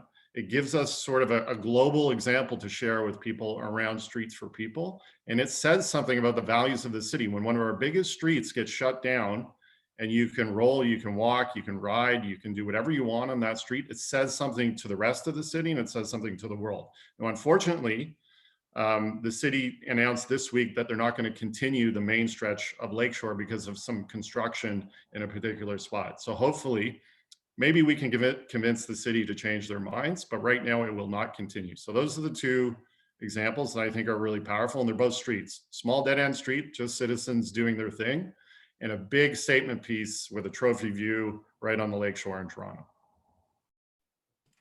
I'll build off that since you're talking streets. So definitely the slow streets, quiet streets, shared streets initiatives that happened. Those were pretty great. And what I love to see is that city staff was taking on those initiatives and pushing them through. In a couple instances, we as my organization as a nonprofit, we kind of helped set up the program and helped communities with getting them the paint that they could use on their street and the vests that they could use to actually apply the elements. But it was wonderful to just see people going outside and looking at their streets and realizing that, generally we think of them as ways to move people in vehicles, but streets are really there to move people. And there are different ways that people move. And I think that was definitely highlighted over the past few months. Going off the streets, seeing how parking spaces were kind of rethought. So we have been talking about parklets, which are just simply at the most basic decks that go into parking spaces. And they can extend the footprint of a business or be a small little pocket park. And basically you could fit, maybe 10, 15 people in this space where you were normally fitting one car. So the city started embracing the idea of parklets, and our founding director put one in front of one of his businesses. And because of that, he was able to keep it open throughout COVID because it extended his footprint. It was outdoors. It still allowed for, say, social distancing, but it gave them a space to be able to serve people. And then beyond the parklets and the streets, looking at the parks, for me personally, my husband and I have many dogs. And we live in downtown Dallas. So we are constantly going to the parks and taking our dogs with us. And it was great because the parks became so full and so busy that we were constantly having to find a new park and a new trail, which forced us to get out and explore more, but also showed that the city was really exploring its urban spaces and green spaces. And then the very last one I'll touch on really quickly, we transformed a parking lot into a plaza. in a neighborhood in November of 2019. We thought this plaza would be a super active space. We'd have all this programming, all these things would be happening. Obviously couldn't do any of those because of COVID. But what the space became was a respite for people in the middle of this neighborhood. And it was just an opportunity to be outside, but still be safe. And it also became a food distribution center and a voter registration center. So it did not serve the purposes we thought it would, but it took on a whole new meaning with COVID. And I think a lot of neighborhoods started finding and kind of claiming those spaces and making those their places to be outside during COVID. Krista, I got to ask, how many is many dogs? We've had 3. We just lost one, but we have 3, and they're all Samoyed Husky and Malamute. So very large dogs in an apartment downtown. I can add a little bit more to the conversation, if that's okay. Yeah. So, well, in Toronto, there are many parks that I love. The ones that I normally tend to go to are the ones that are highly activated. Or they're like things to do in them. For example, they just redo the entire AGO park, the Grange Park in front of the AGO, and people go there all the time to do picnicking, to do everything. And one thing that I loved during the pandemic time, well, last summer, was that people will congregate and like with their own circles and play music and use the park in so many different ways that you would not imagine. Again, to do like simple things as just having a sandwich together. The other part that I really liked was I went to Montreal just for a quick trip last summer. And all Montreal, all the streets were closed and they were given to people, and the city put tables and put different activities, put swings, interactive like little fountains that for kids to play outside, socially distancing, obviously. But I thought that giving the city and giving the streets for people rather than just maintaining them for vehicular circulation, I thought that was really, really interesting and beautiful. And again, they spent a lot of money on creating public space activation that was interesting and fun. And then the Port Montreal part that is right in front of the Old Montreal, they did something similar. All that area, we are having right now a conversation about food trucks and things. So they had kind of like these pop-up things for people to buy food and to buy simple things that would create a better atmosphere during these times.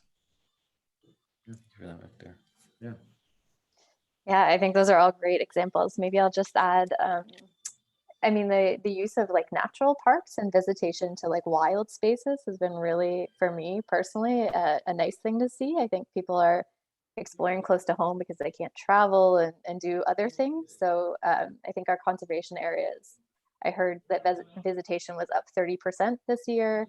And me personally, like I never really went down to Lake Ontario, which is wild to think we have this lake that is part of a complex that's like 20% of all the fresh water on earth, and we live right there, but we rarely get to like go and experience it. So some of the things that I think the city or that other organizations have done to kind of help improve access to those areas that already existed has been really, really great to see. You know, keeping washrooms open all night has been really important in the city when there's lots of encampments and people experiencing homelessness.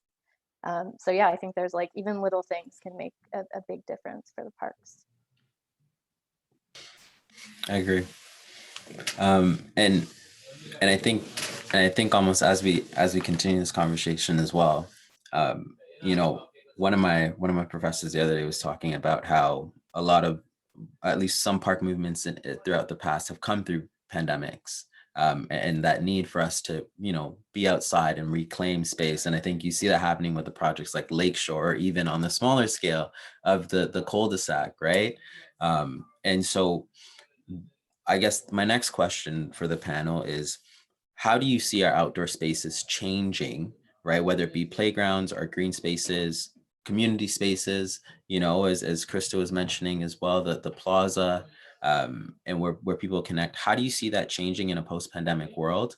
And what needs or areas of improvement did the pandemic highlight for us? Like, what are some of your takeaways? Yeah, go ahead, Victor.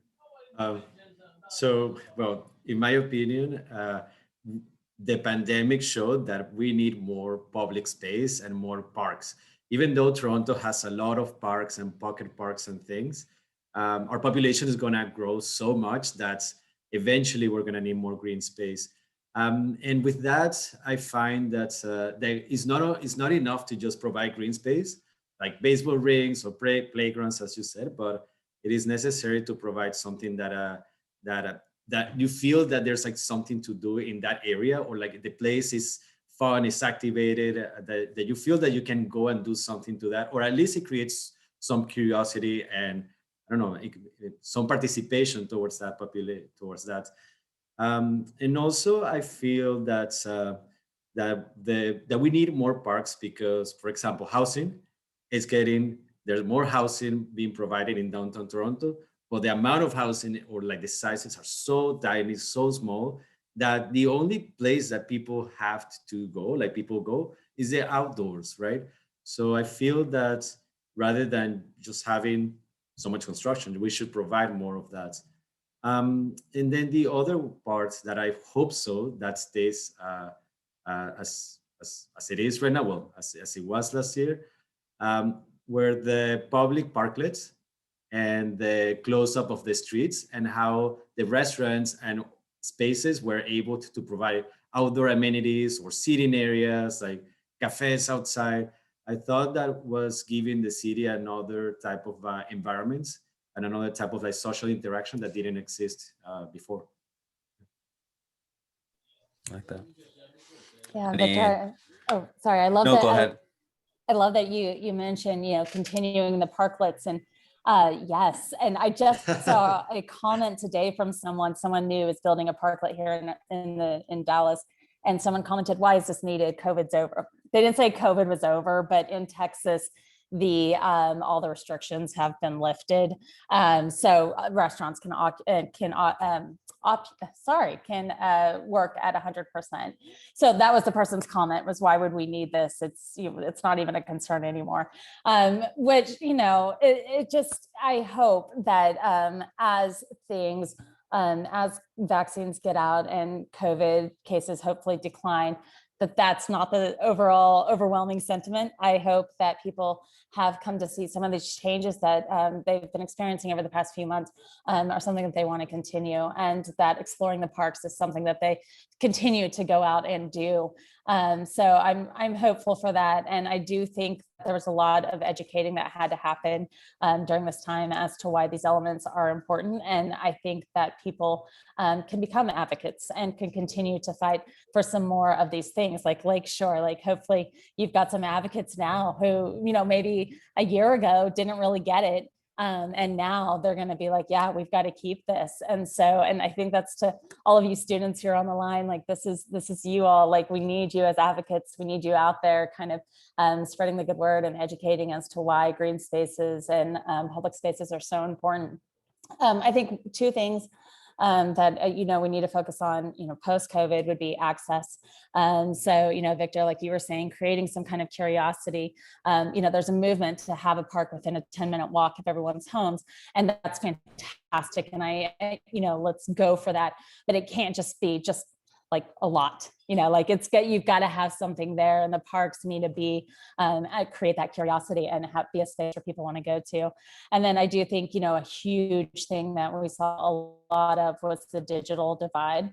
And just, there's a lot of reliance on internet and access to that for a lot of services and a lot of different things. And that's just not something everyone has. And so I think we can think about how our public spaces and our green spaces can help fill that gap a bit more, and can be kind of that gathering space in that way as well. Yeah, maybe I'll just add on, Krista, that the point about having a park in a 10-minute walk, I think that's super interesting, and thinking about ways in which we can make our cities feel a lot more like parks too, like be more flexible in terms of how we use our space. We talked about parking spaces being a good example of that, but also more green space, more green walls, more trees on our streets, just so it feels more like you're in a park just when you're like living your life instead of having to go to a park. because some neighborhoods are already built up and they don't have much room for retrofitting and fitting in green spaces. Yeah, I'll just add quickly 2 data points, 2 little pieces of evidence from a study we just did. One is that 9 in 10 Canadian children and youth say they have access to a park within 10 minutes, safe access. That's pretty good, 9 in 10. I think the equity power move around reimagining public space is, again, I'm going to go back to streets, is to make streets and sidewalks safe places for play, interaction, and movement. And this is the other data point I want to share. So when we ask Canadian children and youth where they spend their outdoor time during COVID, the #1 answer is a private yard. But we know not everybody has a private yard. So let's get rid of that answer. The next most popular answer is streets and sidewalks, ahead of parks, ahead of playgrounds. So if you want to make an equity power move for people, make streets and sidewalks places for play, interaction, all of those things that we're seeing a little bit in COVID, make that sort of a permanent feature of our cities. And I'm telling you, the health and well-being benefits for everyone, not just young people, will be enormous. And that's not to say that parks aren't important, but we're already hearing that most kids, 9 in 10, have safe access to parks. So we need to build more parks to meet the population growth, as Victor said, but let's make streets and sidewalks places where we can play and exercise and interact as well. Josh, I'm actually really glad you mentioned that, because I think that really brings us into the next piece of the topic and one of the next questions I had, which is really around, inclusion and exclusion within our city public spaces, right? And many urbanists and we'll have these conversations of how public spaces can be great equalizers. And so I kind of wanted each of you to perhaps describe an issue of, inclusion or exclusions, or belonging in public spaces in your cities, and kind of what your thoughts are around that and how we can improve on that. And Josh, I think you highlighted a great point around looking at the spaces that we are using and how you can just, again, make those more inclusive for everyone, really, and how much that would benefit. But any other thoughts from any of the other panelists? I can go if that's okay. So, I mean, this is my point of view of like my observations around Toronto, and when I go to different places, is that a lot of attention it's placed on parks that are kind of like the famous parks of Toronto, for example, the waterfront, or parks that are big, right? But the parks that are within neighborhoods or more towards inland, they tend to be a little bit more catered towards, let's say, more generic in the way that they are given. So with that said, I find that again, a lot of funds are provided for these big parks. So they are fun, they have a lot of activities, but then the other parts of the city that are a little bit neglected. That's one portion. Then is the accessibility part. Like a lot of people don't have access to this, to the front edge or like the front part of the Toronto, because it's far, it's expensive. Some people have big families, so arriving to that area, it's hard, right? So creating spaces that are more inclusive within your own communities, it's a must. It's imperative right nowadays. And let's put it this way. For example, if you pay attention, let's say Scarborough, the frontage where it's right by the lake, the Scarborough Bluffs are beautiful, right? But then in that area, it's kind of like the expensive part where there's higher income. But if you go inland, that's where the lower income populations are. And they are, one, severe by highways to arrive to the public parks, and two, it is hard to arrive there if you don't have a car, and it's hard to arrive there by public transportation. So again, accessibility, it's a must when arriving to public spaces. And then if you go within these areas, within like lower income or within like more suburban, it's the topic about how the neighborhoods are configured. Once you're in your house or in your building, it's hard to just walk outside and go to a park. You have to, again, grab a car, grab a bus, or like go somewhere else. So it's kind of like this topic of like, how do I get there what amenities are being provided. And then when I arrive there, it's just a more generic type of environment, right? So what am I supposed to do? So yeah, that's kind of like my point of view on those accessibility and equity when it comes to public space. Thank you for that. And also touch on that just a little bit. You know, in our work, a lot of what we're doing is creating transformations after listening to the community about what they would like to see, and then we kind of all bring it to life. And when I talk about it, one of the first questions I usually get is, well, what about the homeless? And in that way, they're asking, well, what if the homeless come in and destroy this? Or, you know, what if they come in and start sleeping on this bench or whatever? And, you know, we always tell people we build for love, not for fear. And we build for the communities that are there and not the what ifs that we come up with. And I will say that, you know, in our projects, 9 times out of 10, that works out. We find the stewards in the community who are going to take care of the different spaces. There was one project that we did, you know, last year with the plaza. One of the homeless ladies took care of our plants for us and made sure things were, you know, the trash was picked up. And so you always have stakeholders and stewards who are going to kind of take care of spaces, and you can't build to keep them out. We're currently working on a food park, sorry. And it's in a part of town where across the street, there's some activity going on. And it kind of depends what lens you view the world and kind of how you view what that activity looks like. So to some, it might look like crime. To others, it's just people hanging out. And so the conversation is, how do we ensure that what we're building across the street is welcoming to everyone? Because there are no spaces for people to hang out. And so that's why the perception is kind of playing in the way it is. And so we're going to build the park to where when it's not technically open, it's still open. And we're going to provide games and different things like that so people can come in and use it and just test it out. And I think, you know, and a lot of what we all do with public spaces and how we're building so much of it, I think a lot of times people feel like everything has to be perfect, right when you open the public space or when you have that ribbon cutting, but the space will start to respond to the people. So I think you have to be willing to listen to that and to get that feedback and then make modifications as necessary. Yeah, I love that, Krista, that like building with love. Like I think and part of what I've seen in successful approaches to like making more inclusive spaces is just making room for people, you know, having people at the table that are making decisions about the spaces that they'll be using is really important. And sometimes the barriers aren't physical barriers. You know, maybe it's not that there isn't park space or trails nearby, but people don't feel safe in those spaces for things like racism or misogyny.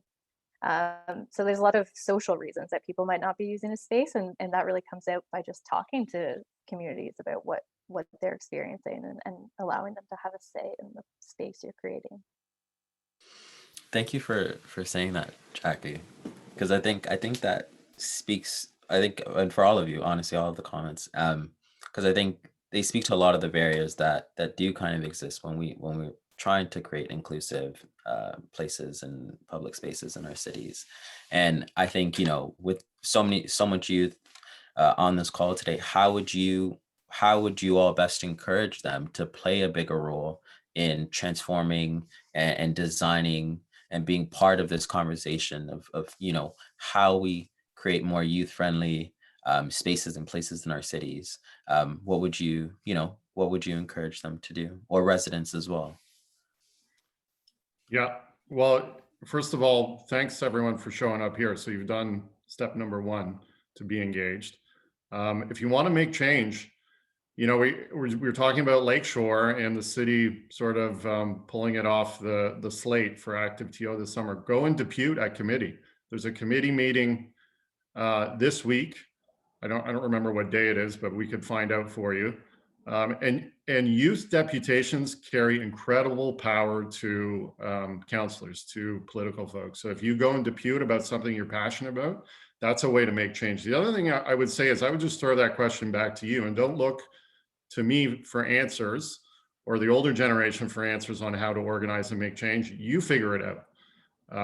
You go out and start an Urban Minds, start a One Up Toronto, do something, get involved in your community, and let it come authentically from you rather than somebody else telling you what to do. I know, having worked with youth for over 15 years, that you're full of bright ideas and you're full of energy. So I would just say, when I get asked that question, I just throw it back to people and say, look around for examples, find something that you're passionate about personally, that you're intrinsically motivated to do, and go out and do it.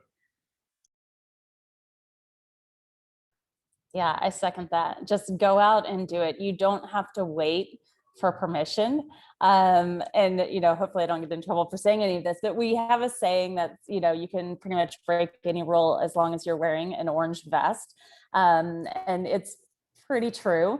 So you all know the spaces that you want to be in, and you know what you want those to look like. You don't have to wait for someone else to do it. Like, you can start to make those changes. And feel free to reach out to any one of us if you need any advice or suggestions. We're happy to share I'm sure everyone's happy to share their contact information, and ask us questions, because we've been there too. But when it comes to designing public spaces and what those should look like, especially for students, I basically was born a 68-year-old woman. I don't know what's fun. So you have to tell me, and I'm happy to make it happen, and happy to, share any advice that I may have learned over the years.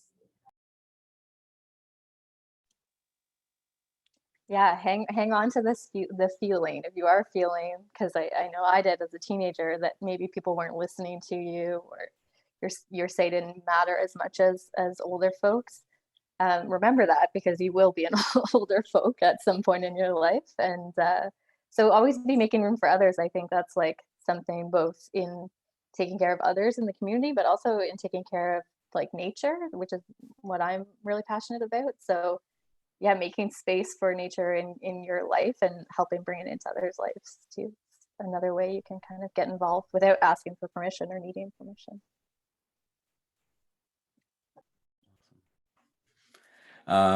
Okay, and I think with that, before we get into some questions from folks, I think with even talking about getting involved now and actively engaging, students and folks who are thinking about becoming a professional in the space or in the future, whether it's through designing parks and public spaces, or urban planning, what are your pieces of advice to them? Anybody, you go first. Go to community meetings. Just show up, talk to people, network. Even if you're the youngest person in the room by 30 years, just go to meetings, spend evenings at events, community meetings, consultations. You got to do that kind of work. I did that for 10 years before I even worked in the space. So there is a bit of a process there, and that's my advice. That's a good point to participate. Like, I still do it. Sometimes when the City of Toronto has like those public meetings, I just go online and I check what they're talking about. The other day they were talking about typologies for housing for homeless people, right? So I was like, oh, this is interesting. What are they doing currently, right? So, and the other part, again, when I was a student and and I knew that I wanted to do a little bit of design, but I didn't know exactly what profession to go. I was volunteering and in different organizations and getting my hands dirty and seeing like, oh, I really like this. I can collaborate in this. I can do certain things in the different aspects of my community. So that's how I got involved in a lot of projects, and I met a lot of people. And then finally, I went into college and to pursue what I thought it was the degree that I wanted to do. But at the beginning, it's like getting yourself involved, as Josh is saying. I came about this in a weird way. I have a journalism degree, and the first few years of my life were as a writer at a magazine. So I think, what I learned from that job that really applies to what I do now is to listen. We're always listening, always asking questions, always asking follow-ups. So do a lot of that while you're at these community meetings and while you're getting involved. And I think that will take you pretty far. Awesome. Any last pieces of advice, Jackie? I think, well, all this advice is great. I just second it, and don't be afraid. I think that's always a big barrier, to like look silly or something. Like reach out to people, and everyone's usually pretty welcoming and accepting of discussing, especially people who work in this space. Like we're all passionate people who clearly love to talk about it. So Definitely. And young voices sometimes are more important than the status quo, as you can see from even from last year when we had our environmental marches outside before the pandemic. It was all done by young populations, right? So never be afraid to just speak up and participate, because you are the next generation.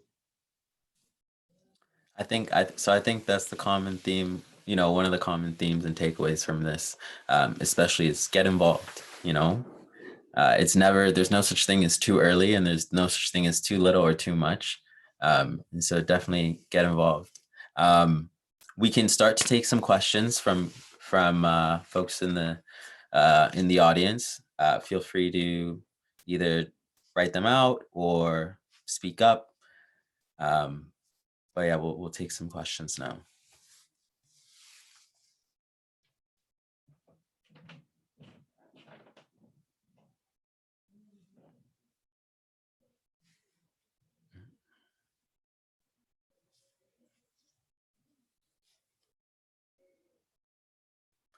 Okay. So Stephen asks, okay, for contact information. I think we'll be sharing some conference details afterwards. So for contact information, I think folks may have some of that. Okay, there we go. Adriana asked, what is your favorite part about urban planning? I think that's for anybody, but yeah. I'm not a planner, but we work with planners all the time. I'd say it's the #1 way to influence people's daily lives in the 21st century is to work in urbanism, because in Canada, we're 80% urban. The world is urbanizing rapidly. If you want to make change in people's lives, work for urbanism values, not just as a planner, but whatever sort of lane you pick, you can have tremendous impact on what people touch and see and feel every single day of their lives. So there's huge impact in urbanism. So I started as an architect. Well, I'm still an architect, but I was very fascinated by urban planning and urban design, again, as Josh is saying, because I get involved with people, to participate and like to make real life changes, rather than just making just one object. You can have an impact on a big population, a big demographic, and that at the end of the day, that's what matters in our cities, how to make them more inclusive. That's my favorite part. Yeah. Krista, a question for you. How did you get into this space? I have a communication degree. What made you seek this transition? Yeah, so I was working at the magazine, and the urban planner who pitched the idea of down a portion of highway that was separating a couple of our neighborhoods. And we went deep into this issue. We created a whole magazine, an entire issue that was focused on it. We started symposiums, all sorts of things. And that was the first time where I understood how we had used planning to segregate our cities, and how we had used planning to, just all of the things that had been done and all of the ramifications of that. And it seemed like such a big issue and so beyond anything I could do, especially with my journalism degree. And then I saw these grassroots organizations that were like, we can change policy by just going out and doing some things, or we can change policy by really bringing this up using communication skills and storytelling around all of that is hugely vital and important because so many of the policies that we're talking about are counterintuitive. And it does take a lot of education, especially in car-centric cities like Dallas. It takes a lot of education to kind of get people to understand what you're talking about. So long story short, helped with a super PAC, got some city council members elected who are behind the idea of tearing down a highway. Highway still stands, but the Better Block was looking to hire someone at that point, and I thought this is how we can go about it, and this is how we can start doing some of that education and making some of those changes. That's awesome. Okay, and last question for the panel. How do you amplify voices of marginalized communities so that they are heard during the processes of urban planning or public space making?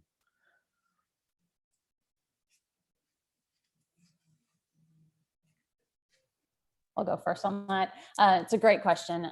So a lot of our process is listening first, then we'll kind of reflect back, listen again, demonstrate, and listen more. And throughout all of this, just creating opportunities and spaces and kind of getting out of the way, just backing up and allowing the community to really take hold of whatever it is that they are wanting to see and that they're wanting to make.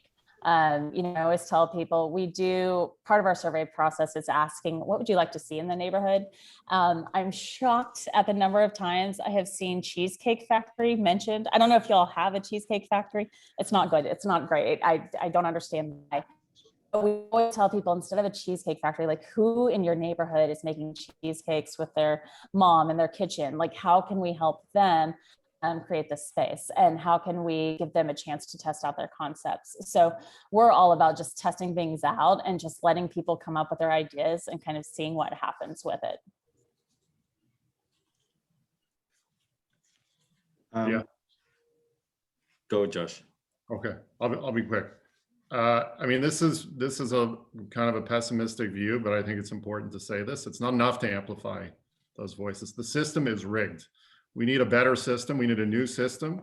And we need to fix the system because just amplifying people's voices isn't working anymore. So if you want to make some radical change the system, change the game. And then when we actually amplify these people's voices, it will make a difference because we've been amplifying voices for a long time now, and it's not changing the outcomes.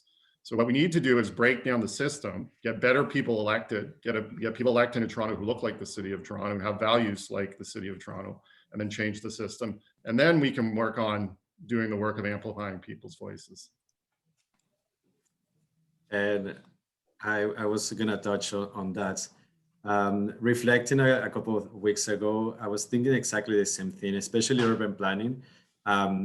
When I see the representation type of that we have in our career, and not only urban planning, like design in general, it's like represented by just a very monotonous type of demographic. So the first thing that we need to do is outreach and change that system so everyone has accessibility to those professions that are the ones that are changing our cities. So for example, all of you that are here is a first step from high school to get those voices into our systems. So the first thing that we need to change is education from the grassroots, from the beginning, so we can change all the way to City Hall and policy at the end of the day. Yeah. I'll just add one more thing. I mean, working in Toronto, like this is Indigenous land, and so starting the whole discussion about whose land are we on and the history of this land, I think helps crack open some of those systems. It starts to break apart the system. And so just always following and listening to and asking Indigenous leadership for guidance, I think is a helpful way to start to break down those systems.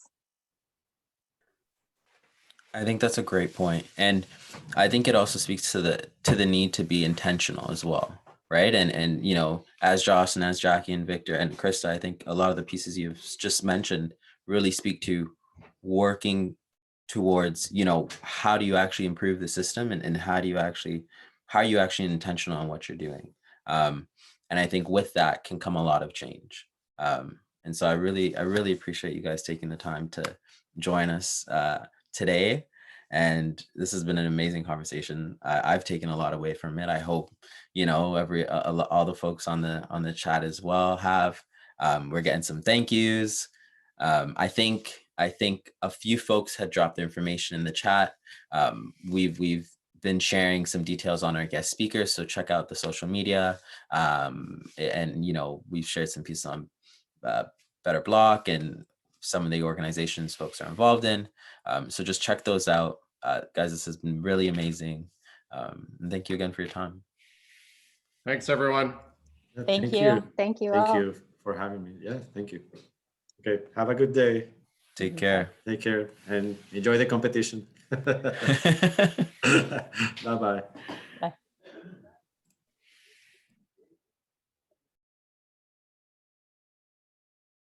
Okay.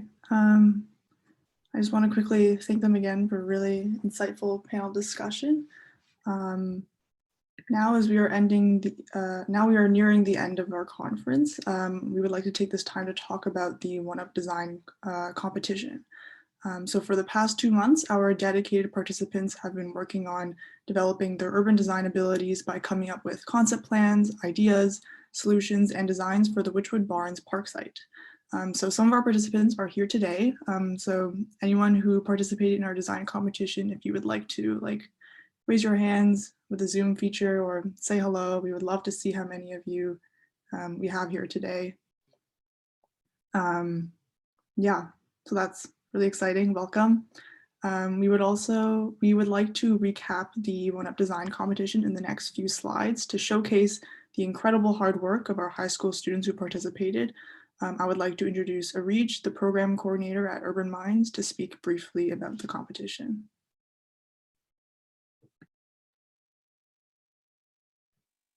Thanks, Katie. Hi, everyone. Areej here from Urban Minds.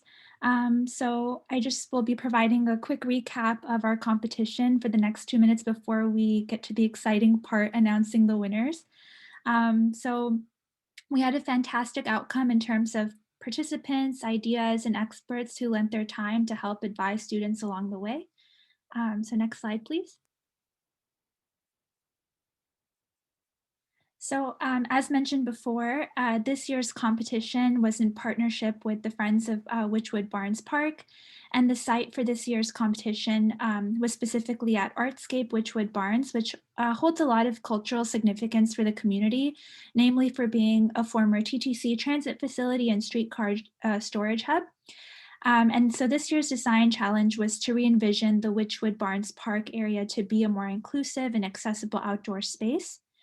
And the competition officially kicked off on January 18th and concluded on March 19th with bi-weekly sessions in between. Next slide, please.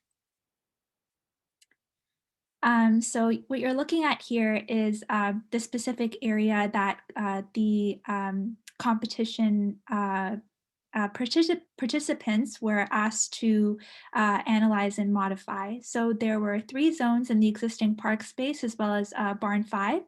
And they had to consider the demographics of users in the community and different design principles. Next, please. And here's a snapshot of the existing site zones that they were asked to re-envision through the competition. Next, please. And so in addition to the participants, we had approximately 25 professionals in the field of urban planning, landscape architecture, design, and community engagement, and a whole swath of others that kindly lent their expertise and time to the participants during each competition session. And they provided a lot of meaningful feedback along the way. So we just wanted to extend our thanks again for their participation. Next. So just a quick recap for the session. Session 1 was understanding the site and users. So teams received a competition design briefing from Friends of Witchwood Barns Park and really understood what the intent of the competition was in this session. Session 2 was precedents and programming, where teams met with an initial set of experts to discuss what they gathered for site inspiration and how the space could be used. And session 3 was called the concept plan, where teams met with a second set of experts to share their synthesis of ideas and a sketch plan. And finally, session 4 was finalizing the design and presentation. So this is where teams met with a final set of experts to refine and package their projects with the help of expert feedback. And finally, what you're looking at here is the result of our competition, where all 10 of our teams submitted their final concept plans. And you can really see that there's a diverse range of ideas here. And so we really want to thank our participants for all of their hard work and putting their brains together to come up with these amazing plans. So thank you. And now this is the moment that we have all been waiting for, our One-Up Awards. First off, I just want to say, I think we all want to say that we were blown away by the amount of creativity and innovation in this room. You should all be proud of what you've accomplished within the past 8 weeks. So everyone give our participants a round of applause, or with applause. So in terms of prizes, the winning team will receive a $500 cash prize, and each team member will receive a Design TO membership. Design TO is Canada's largest annual celebration of design, with over 100 exhibitions and events forming Toronto's Design Week during late January. Design TO members receive festival launch party tickets, member newsletters, Design TO project events, members digital library, Azure Magazine, digital subscription for 1 year, and 20% off general admission to the ROM, the Royal Ontario Museum. The winning team will also be featured in the Design TO Festival in January of 2020. So that's exciting as well. As for the People's Choice Award, members of the winning team will each receive a $25 gift card and can choose from either Indigo, Subway, or Starbucks. Without further ado, I'd like to introduce our judges who will be announcing our winners. So take it away, Katie. Thanks. So first we have Jenny Gleed. Jenny is a resident of the Witchwood Barns community, a mother of 2, and a middle school French immersion and art teacher for the TDSB with a specialist in inclusive education. Jenny believes in the power of the creative process, the importance of student voice in the design thinking process, and the potential for making this community hub more accessible for everyone. And our second judge is Jane McFarlane. Jane is an urban planner in the City of Toronto with a background in private and public sector land use change, community consultation, and development approvals. Mother of 2 and resident of Alcina Avenue, Jane is passionate about a better use of space at Witchwood Barns Park. Within the Friends of Witchwood team, Jane is assisting with liaisons, communication, and planning with the city staff and councillor. Lastly, Gabriel Fain is a licensed architect with the Ontario Association of Architects. Gabriel Fain Architects Incorporated is a young and energetic multidisciplinary design office operating within the fields of architecture, urbanism, art, and research. Gabriel Fain is an expert in adaptive reuse of existing buildings with a particular focus on additions and renovations. Many of the firm's projects are strategically focused on the so-called missing middle. Gabriel and his family are residents of Witchwood Park and the community and have a great interest in the future potential of the park. So judges, feel free to take over.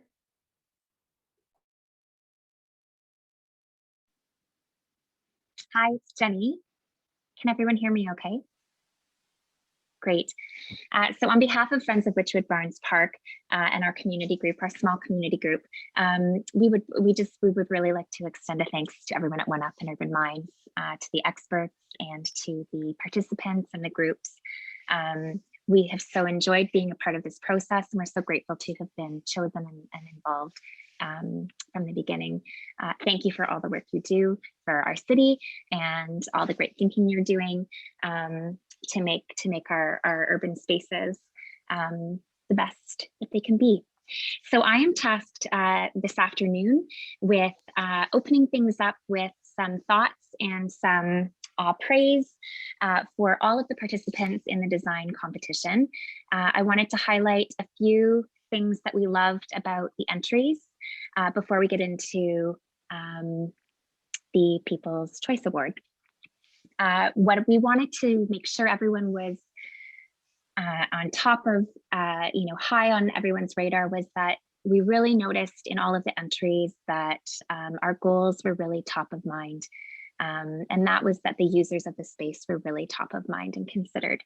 We could tell without a doubt that all the groups designed with this very thing in mind and with empathy for the users in mind. So that was really appreciated and stood out to us. Collectively, the groups showed great intention. You showed incredible care and ingenuity and purpose in your designs. Also so evident in how they were all put together, really so professionally. Some highlights of your collective work. So some of the things that we loved, the very detailed precedents and plans. We loved the focus on accessibility and use of space year round, so different uses for the space and activities outside.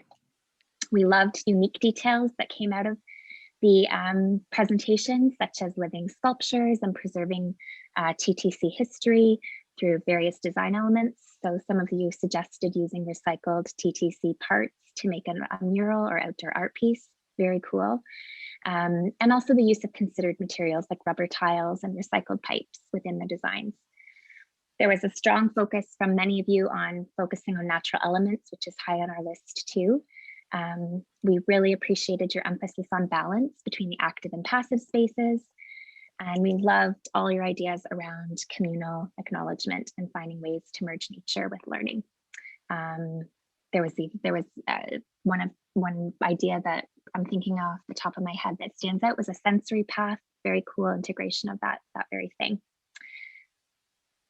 So those are all of the things we loved and have loved looking through. And so thank you for all of the amazing thinking. Maya, is it time to do the People's Choice Award at this time? Okay, so I have the pleasure of announcing the People's Choice Award. And this team was the team that got the most likes on Instagram, on OneUp's Instagram page.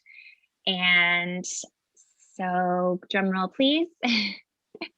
People's Choice Award this year for the 2021 design competition goes to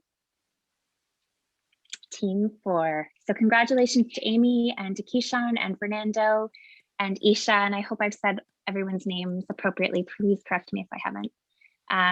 Bravo, thank you for your incredible ideas. It's clear that they have stood out to many, so excellent work. Thank you, thank you. And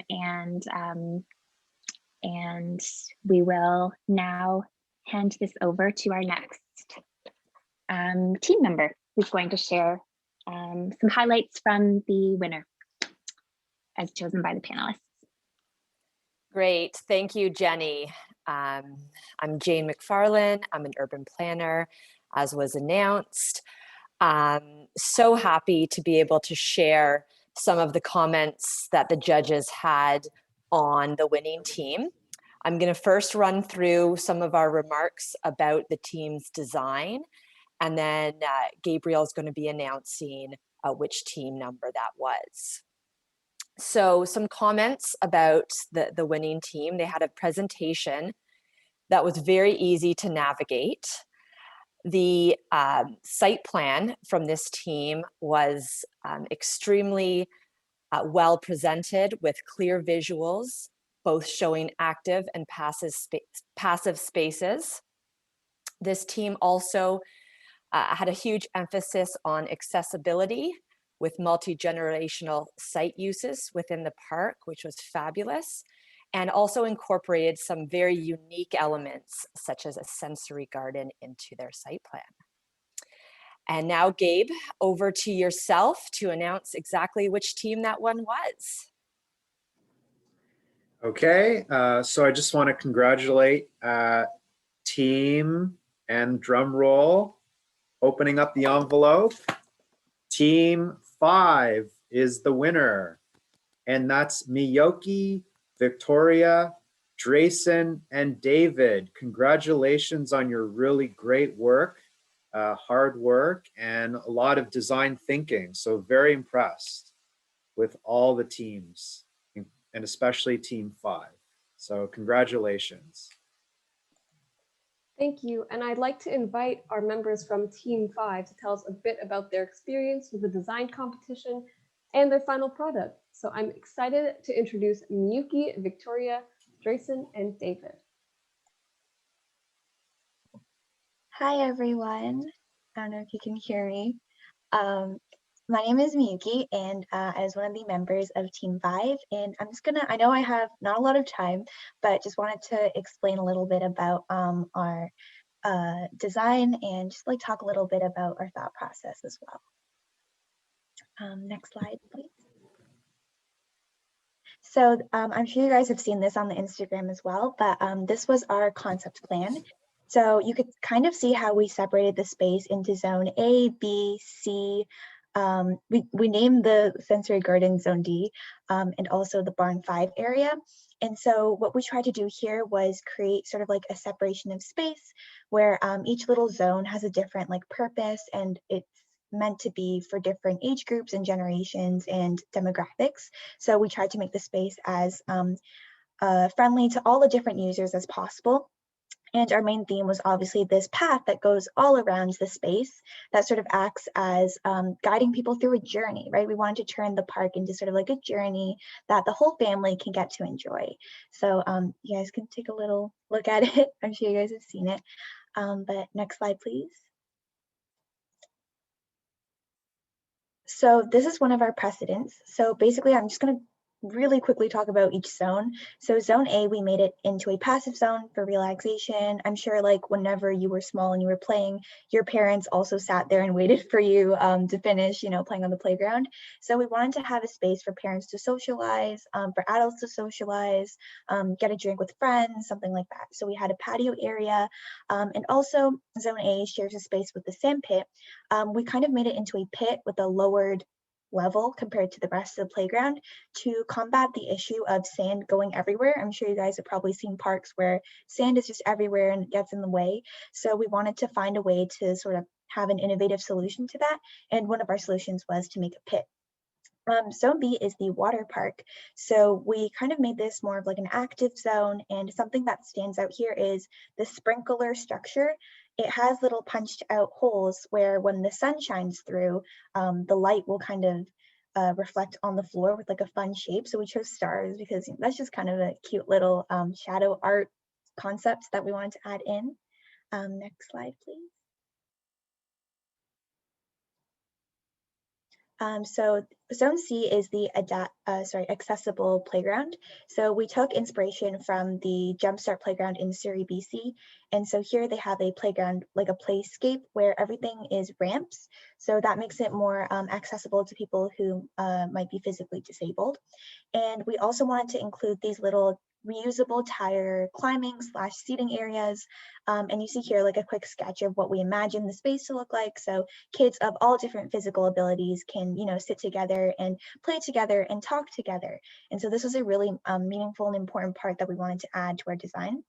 And there's also a multi-purpose sports court for the older kids that requested this. And also we included a sort of squiggly bench that acts as like a separation of space. So one side you can look at the kids playing on the sports court, and the other side you can observe the park. So parents can also sit here, and there's also shade. And Barn 5, we turned this into an educational area with different recycling stations with all these little visuals on the ground. So people that might not be from here, so immigrants, and also little children can learn how to recycle and like which thing goes into the right bin. I'm sure you guys have had that issue where like you don't know where this one goes. So having these pictorials serves as a great educational space. And last slide. So finally, all of the paths within our plan, they're all covered in street art featuring local artists.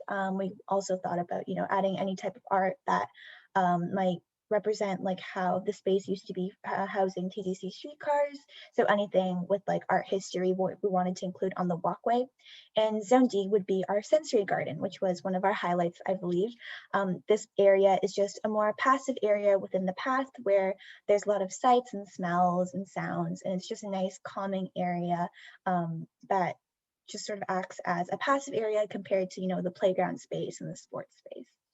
And finally, we included a little bit of material ideas, so just stuff that's environmentally friendly and also, sustainable as well, and something that would help with building the space. So that's pretty much all that I wanted to share about our idea. On behalf of my team, I'm really, really thankful for the 3 judges, Jenny, Jane, and Gabriel, for favoring our plan. We're really happy that you really enjoyed our design. And yeah, thank you to OneUp and Urban Minds for organizing this amazing competition. And thank you to the rest of the teams as well. We really liked looking at everyone's designs. It was a really fun competition. Thank you. Thank you so much, Miyuki, for that presentation. I want to congratulate Team 4 and 5 again, and also congrats to all of you, and thank you to everyone who participated in the design competition. And also thank you again to our judges and all of the experts from the design competition for all of your efforts and your expertise and your help. All teams that participated in the design competition will be receiving an email from Urban Minds with feedback from the judges on their design proposal within the next week. We also want to share the results of our social media giveaway. The winner will receive a $50 Netflix gift card. Thank you to all that share details of our conference and our posts on Instagram and other social media platforms. And so, as we can see, the winner of our giveaway is Raymond Lee, or at Etramon5241. All details about prizes will be sorted out after the conference and over email. So congrats to you as well. Now, I want to take some time to let you guys know a little bit more about OneUp and what our vision is. As you heard earlier today from our school chapters, our OneUp program offers you the opportunity to create change in your own community. Coming here to the conference is the first step, which you all took. So great job, everyone. If you would like to take the next step in becoming a leader and a change maker, we invite you all to come to the OneUp Leaders Lab. So the OneUp Leaders Lab is a leadership workshop that takes place in August, where you'll pick up practical skills such as project management, design thinking, and public speaking, all in preparation to help you become a OneUp school chapter leader for the upcoming school year. So we're going to play a short video just to give you guys some information about the Leaders Lab.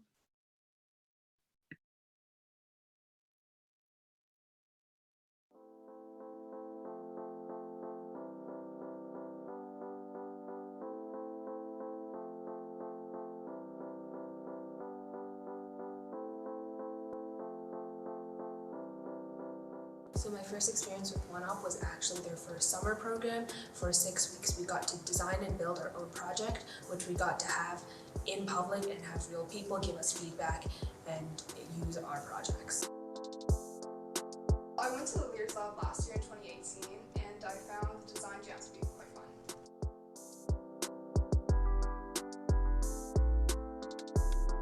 I really wanted to become an executive and then the president of OneUp because I felt that it would give me the opportunity not only to be a part of something of urban design, but also to bring that experience and bring those opportunities to other people my age. After meeting the people from the Leaders Lab, I thought that OneUp Toronto was a great organization to be a part of, so that kind of pushed me to join the exec team this year.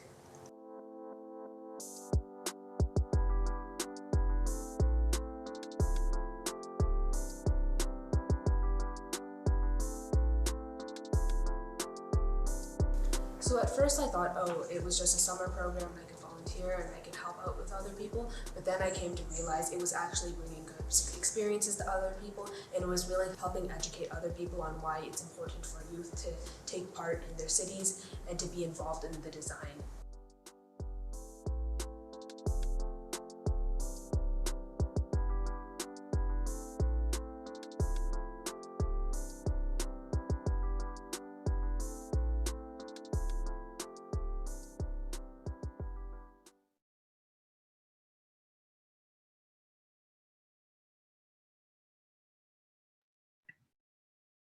And sorry, just before we play this video, I want to speak briefly about OneUp school chapters. So OneUp school chapter leaders lead clubs at their school that use resources from OneUp in order to learn and teach other students about urban design and urban planning. So our school chapters also get to participate in our numerous events throughout the year. So our school chapters at York Mills Collegiate Institute and St. Robert Catholic High School have prepared these really amazing videos to show you what they've accomplished this past year. Hi, I'm Doris Chung, the president of OneUp York Mills. OneUp York Mills is a student-led initiative where students from York Mills CI build and design projects to improve spaces in our school. This year, OneUp York Mills is a family of 28 members under the guidance of Ms. Sheena Hidaramani, our club teacher advisor. Hi, my name is Julie Webb, and I am a writer and co-secretary at OneUp York Mills. Last year, OneUp York Mills continued the library redesign project that started the year before. The main intended changes were with the pillars and the addition of a student voice wall, bringing warmth and interest to the space. After thorough discussion about many amazing design ideas, we ultimately opted for this new pillar design and this voice wall design. Besides redesigning the library, OneUp York Mills sold Build Your Own Popcorn, hosted a mini Halloween rock, paper, scissors game, hosted an end-of-year party, and ended the year by participating in the toilet paper challenge. While the York Mills library redesign project had to be put on hold, OneUp York Mills members continued to enrich the school's community via online platforms by working on the Educational Post project. This project focuses on educating club members and our followers online about urban planning and design. After doing extensive research about an urban planning or design related topic, members create posts that summarize their research and prepare to present them for each bi-weekly meeting. Members gain new knowledge from these posts, preparing them for a design competition hosted by Urban Minds in 2021. Along with these posts, post quizzes are posted on OneUp York Mills' social media to test members and followers' newly gained knowledge from the posts. Some of OneUp York Mills' meetings are for bonding sessions, like Among Us Game Day. Finally, members have worked on videos for yearly events such as New Year and Valentine's Day. Once students can gather at school during lunch, OneUp York Mills will resume the library redesign project. Until then, we'll continue to share educational posts and quizzes, so please follow our socials to learn more about urban planning and design. Bye!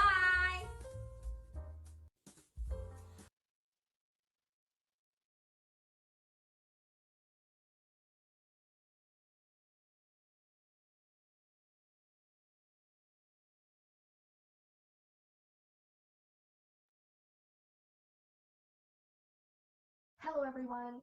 We are the executive team of the OneUp Club at St. Robert Catholic High School. My name is Brianna, and Nikki and I are the co-presidents of the club this year. Victoria is the vice president, and Emily is the social media coordinator.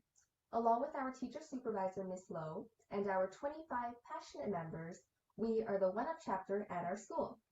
In this video, we will be talking about our journey through continuing the club despite the pandemic, our purpose, events we have hosted, responses from our members, and our hopes for the future. We would not have been able to lead our club without the help of the staff and students at our school and the support from OneUp Toronto, powered by Urban Minds. Thank you for your help and support. We hope you enjoy our video.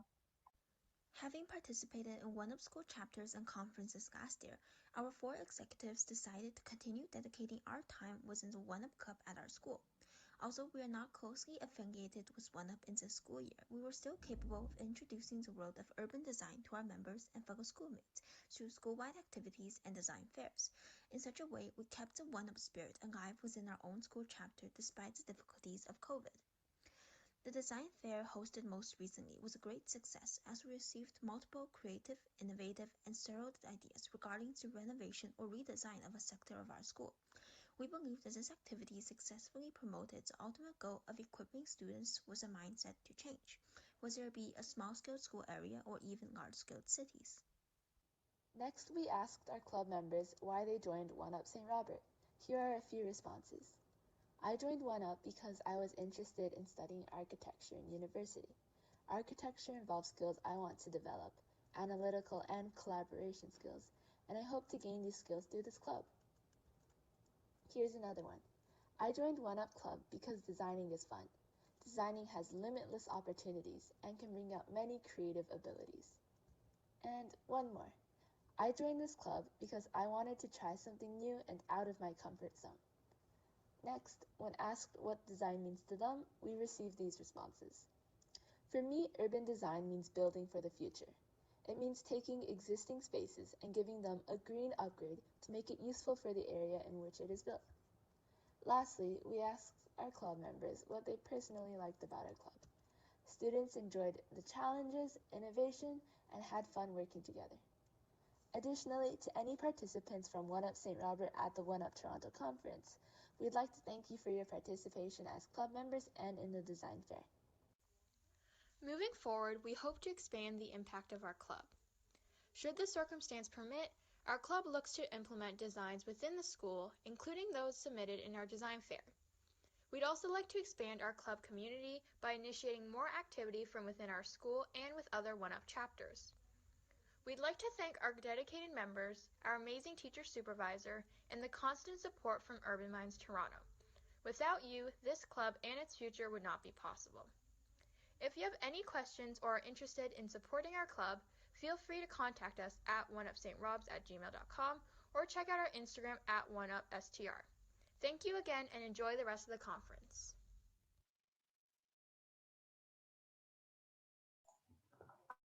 All right, it was so lovely to hear from our school chapters, and be sure to keep an eye out for more announcements about Leaders Lab on our Instagram page at One Up Toronto to learn about how to participate in challenges like those that our school chapters have just showcased. We are also recruiting new executives and volunteers for the One Up Toronto team for the next school year. We are looking for talented, energetic, and committed people like you to continue running this great program. The following positions shown on the screen are available for you to apply for. So out of our director positions, we have a director of finance spot open, director of engagement, and director of public relations. And then we also require One Up volunteers. So we need sponsorship coordinators, graphic designers, video editors, technology coordinators, engagement coordinators, and lastly, public relations coordinators. If you're interested, applications are open from now until April 3rd at oneuptoronto.org/apply. So make sure to keep this link in mind. We are also working on a brand new initiative called the One Up Network. Rather than me telling you about it, we have a quick teaser video to show you.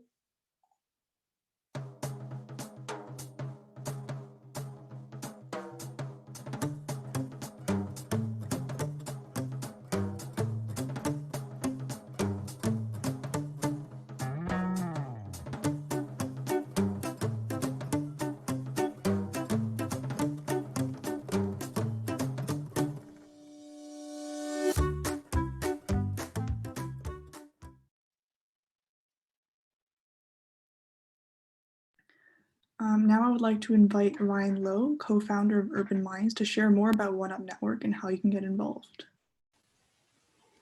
Thanks, Katie. So the One Up Network is a brand new initiative that we're working on. It is a free membership program that connects youth to learning and volunteer opportunities related to city building and rewards you for participation. Think of it as your Starbucks rewards app or a Scene card, but you get points and rewards for helping to design and build our cities. We're in the early development stage right now, and we really need your help. In our feedback survey at the end here, there is a link in the chat. We'll ask you a few questions about your interest in the field and what kinds of opportunities you might be interested in. We'll also ask you whether you'd be interested in helping us out as a tester. You'd be compensated with volunteer hours and a small honorarium. If you're interested in cities, tech, and youth empowerment, this is something you don't want to miss. I hope you will join us in building the One Up Network. Back to you, Katie. Thank you, Ryan. As you know, we have also partnered with Are You a Planner for this event. So I'd like to invite Alex from Are You a Planner to share about their upcoming events. Yes, thank you. And on behalf of Are You a Planner, we'd like to thank everyone here today for participating in this event. And if you are interested in similar opportunities, Are You a Planner does provide workshops, and these are great opportunities for you to continue to learn about urban planning and how you can influence the future of your communities. If you'd like to host an Are You a Planner session with your class, please email us at areyouaplanner@gmail.com or follow us on Twitter and Instagram at areyouaplanner for further events. Thanks once again. Thank you so much, Alex, for sharing. And we would also love you to, once again, fill out our feedback survey. So just a quick recap, by filling it out, you'll get the chance to win a $10 Dollarama gift card. So please see the link in the chat for that survey. It should only take about 2 minutes to complete, which makes it a pretty easy way to win something. Now, this conference would not have been possible without the help of our current OneUp executives, Urban Minds, and Are You a Planner team, and as well as our speakers and our sponsors. Now, before we finish for the day, it is a OneUp tradition to get a group photo of all of our conference participants. So if you'd like to be in our photo, please turn your cameras on now. All right, and if whoever's taking the photo would like to count us down, that'd be great. Maya, you need to stop sharing the screen first. There we go.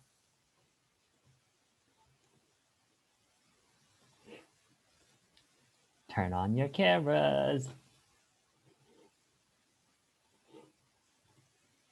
All right, so I'm going to count from 5, 4, 3, 2, 1. Cheese.